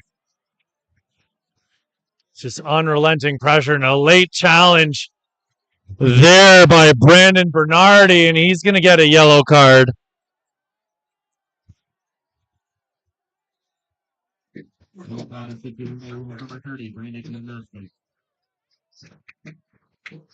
Ninth yellow card of the game. Ryan Schwinger's going to be up all night filling out paperwork, I think.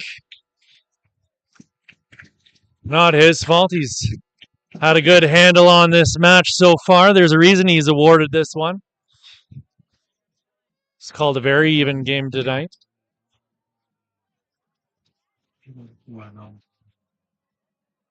Looks like we've got another Guelph United substitution here, which I'll update for you in just a moment.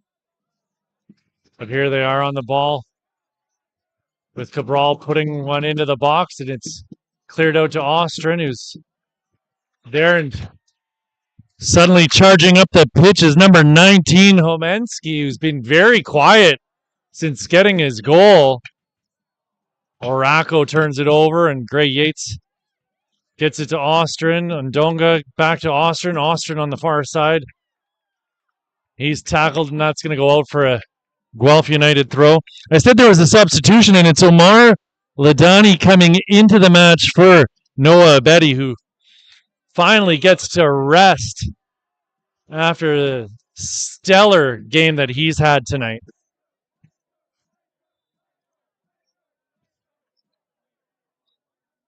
Doga getting it into play. I'm getting chirped at in my DMs by a couple of the other League One Ontario referees saying there's no paperwork anymore. It's all digital. So I'll put that in my pipe and smoke it, I guess.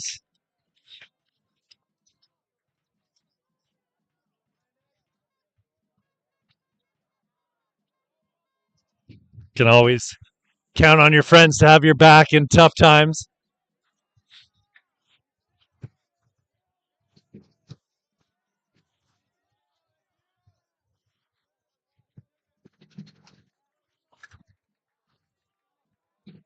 Shout out to Niven Rizada, who was hitting me up there, keeping me in the loop. Another fantastic referee here in League One Ontario. We're so blessed to have so many of these aspiring young men and women who want to take up the mantle of being an official. When I was a kid, I would not do it if you paid me about $14.5 billion a game at this stage. It was too much stress.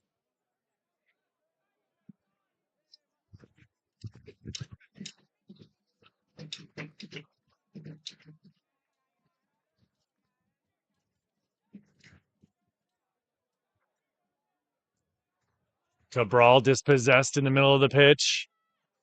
Ball pushed out wide. Foot race here now for the ball and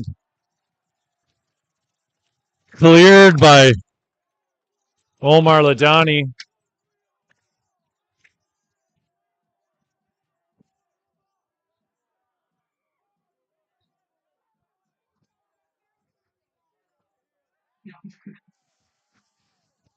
Fans upset that Bernardi didn't get the call as he went to ground there. Ajamang controlling the ball as Guelph United push forward. Cabral. This is Borges, who's tripped up and loses the ball. Jake Kelly with it now, and he loses it to Gray Yates. Cabral putting it into the middle. Nobody there in white to get on the end of it, and it's finally cleared. Homensky unable to reel that one in, and he pulls on Bandula's shoulder, but Bandula blows past him.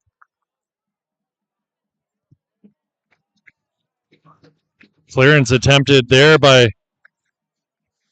Fergus Pender, I believe. No, sorry. That's my mistake. Joshua Salonen. These teams have switched sides so many times, I'm losing track of them on my game sheet here.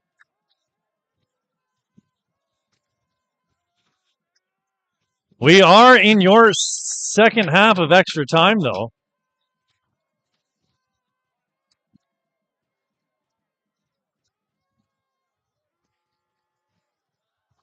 What a glorious opportunity there for number 24 in red, Nolan Bassetti.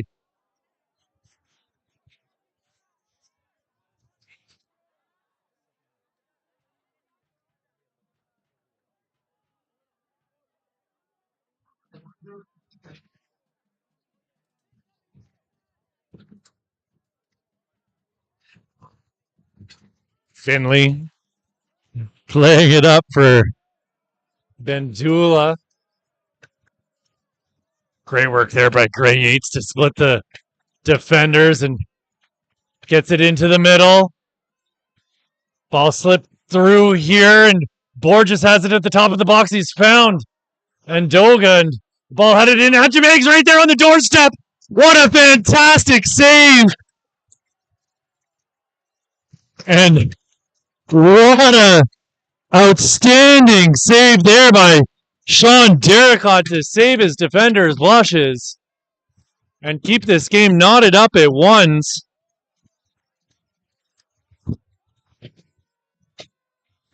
We've got about 5 minutes left here in the second half of extra time. It's still knotted up 1-1. We had a brief moment in time, a split second, if you will, where we thought this was going directly to penalty kicks at the end of the game. And then we found out that it is, in fact, where we are now with 2 halves of additional time. But I promise you this, friends. Should this half of additional time end in a draw, we will be going to penalties. That is without a shadow of a doubt. So, buckle up, get ready, because We've had chances at both ends here in the last 2 minutes, and I don't think either side want this to go to pens.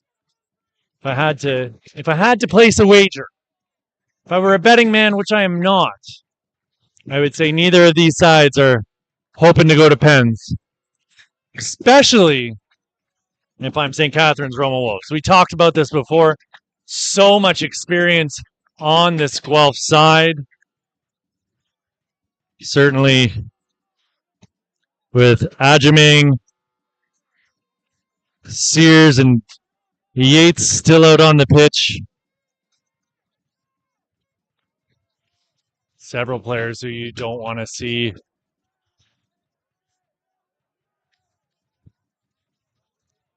out there in a scenario where it comes to penalties.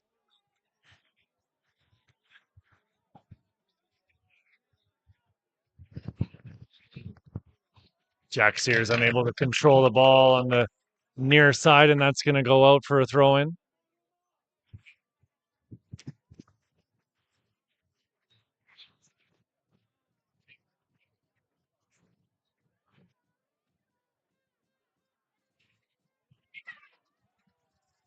Chance coming here as Jake Kelly's pushing up the left side, cuts back into the middle. Kelly with it still. Yates puts a shoulder into him and wins the ball back for Guelph United.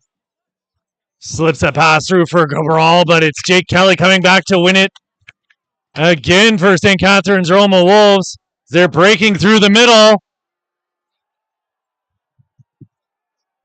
Cries for a free kick at the top of the box, but Schwenger keeps his whistle from his lips.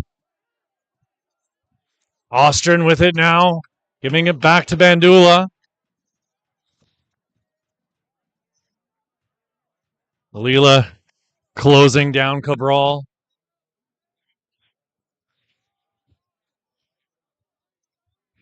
Ball through to Bernardi.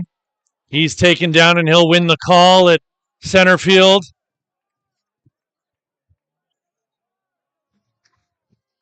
We got less than a minute left here in this second half of additional time. Our fourth official will let us know how much extra time will be coming, but it's Anthony Ostrin coming out of the match, and in place of him is Dominic Savanasan. Savanasan, a 19-year-old who played 98 total minutes in 3 matches in the Premier Division, but featured quite heavily in the U20 Reserve Division. He's already got 2 goals in 3 games in the Fall U20 Reserve Division. So there's that for this side to count on. I don't see him getting a ton of chances here in this last minute. We're going to have another minute of additional time to be added on here. Leela getting the ball out wide, looking for Racco, and it's cleared by Ndoga. Ndoga rising up to meet that ball with a header. Leela getting a shoulder into the back of Cabral. No call on the play.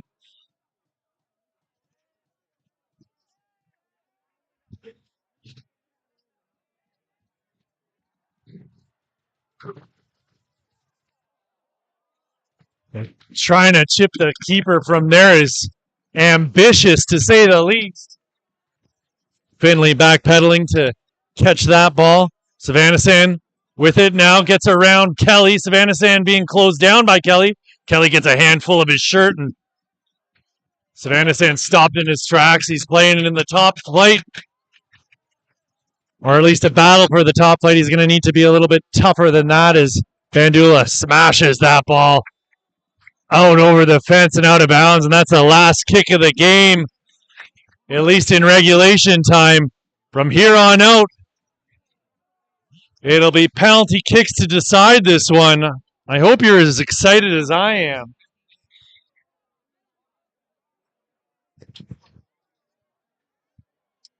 I'm confident saying it this time for sure. We are going to penalties. We had a little bit of confusion at the end of the match as some bad intel came my way, and I was told that we were in fact going to go straight to penalties. But aren't you glad we didn't? That was fun, wasn't it? the last half hour, watching these two teams kick lumps out of each other and put the occasional shot in towards goal. There were chances. I had fun. Dimitri had fun. I can tell by the look on his face.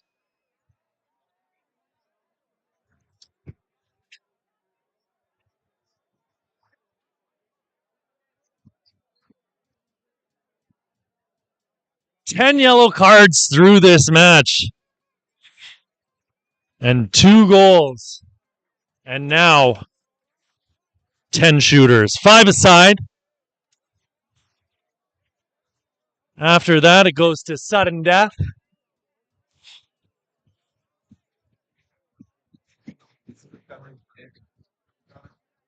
What a way to end off the League One Ontario season here. I know I've had a great time. We started off in April.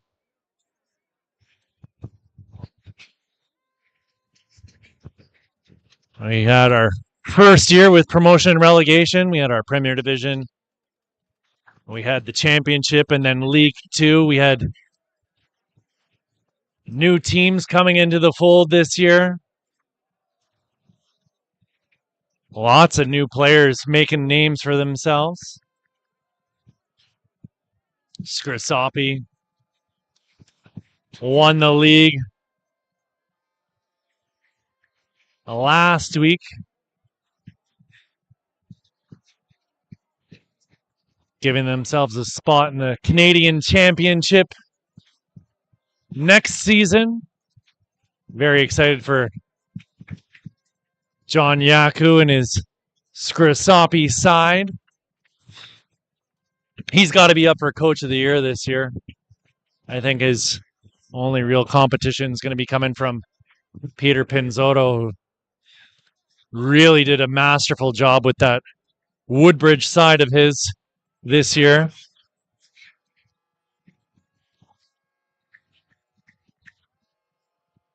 Woodbridge finishing in 3rd. Vaughan Azzurri won the cup last week against Simcoe County Rovers. Simcoe, very difficult season by their standards, at least. Certainly some of the new boys here in League One Ontario, but the reigning champions had a real tough season, but seemed to put things together. Went on a really nice little run to close things out, but in the end, we're unable to fend off Vaughan in the cup. Vaughan winning that cup. And it was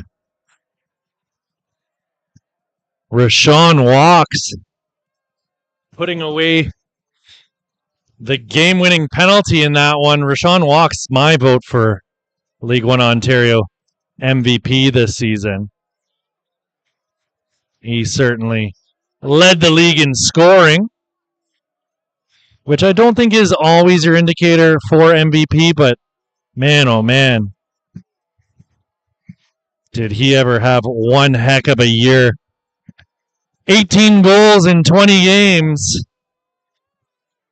4 cup games, he scored 3, and it looks like it's Jared Adjamang to take the first penalty here for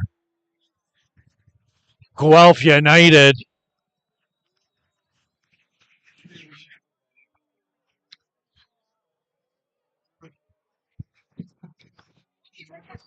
Adjamang, the 30-year-old veteran for Guelph,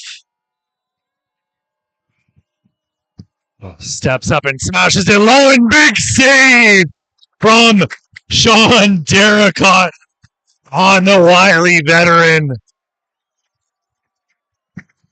And he cranks up the pressure for Guelph on their next shot, and it'll be number 13 in red.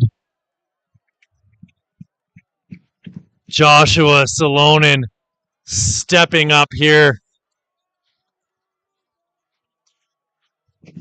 for St. Catharines Roma Wolves.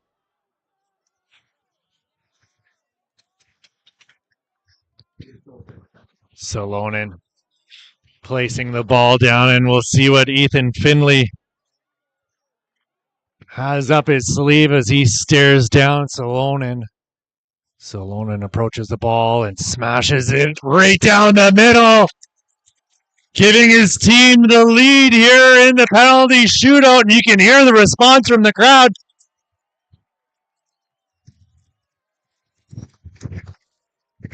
You could have heard a cricket hiccup a moment ago before he took that shot.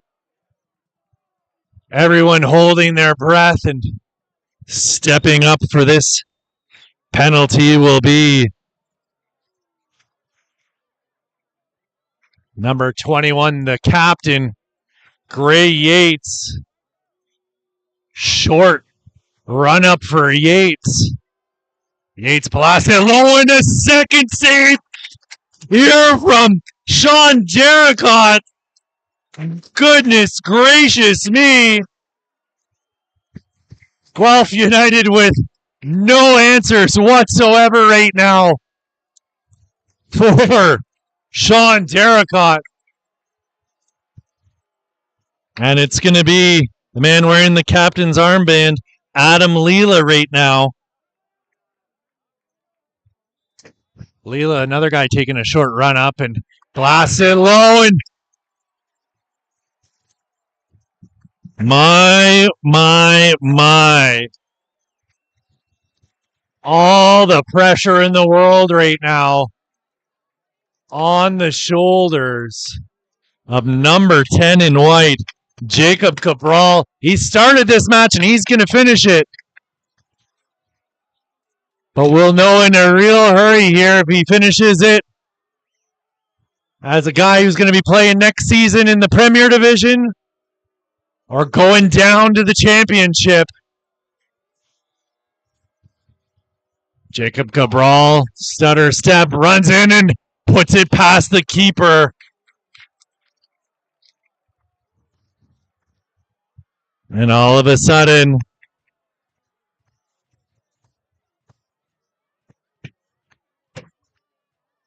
it's 2-1 in favor of St. Catharines Roma Wolves.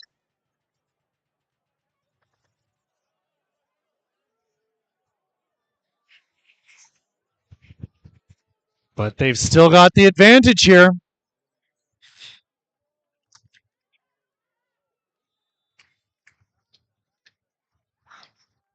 This is Homensky. Homensky blasting it low, and he makes no doubt about it.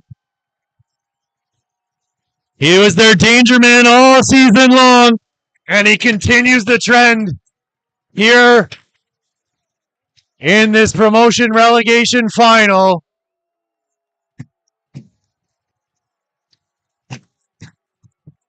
You always got to wonder when a guy comes out there and his first name's Ronaldo.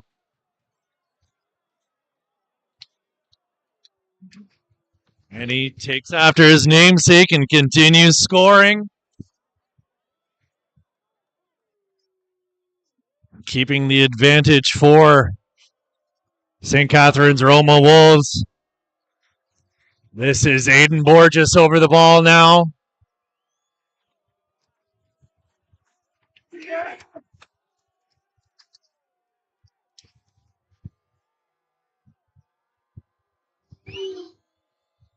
Borges, another guy with a short little step back, and he smashes it over the bar.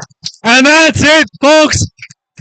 St. Catharines Roma Wolves are your first team to win their way into promotion into the Premier League through the promotion relegation playoff here in League One Ontario, and the smoke bombs are going off at Rinaldi Field in St. Catharines as the St. Catharines Roma Wolves will see themselves playing in the League One Ontario Premier Division in 2025. A big thank you goes out to Dimitri and his crew at MSA for always doing such a fantastic job bringing you these League One Ontario live streams. For everyone else here at League One Ontario, I want to say thank you for tuning in. all season long. It was an absolute pleasure to be bringing the action to you. My name's Pierce Lang. Thanks for watching. We'll see you next season in your League One Ontario Games of the Week.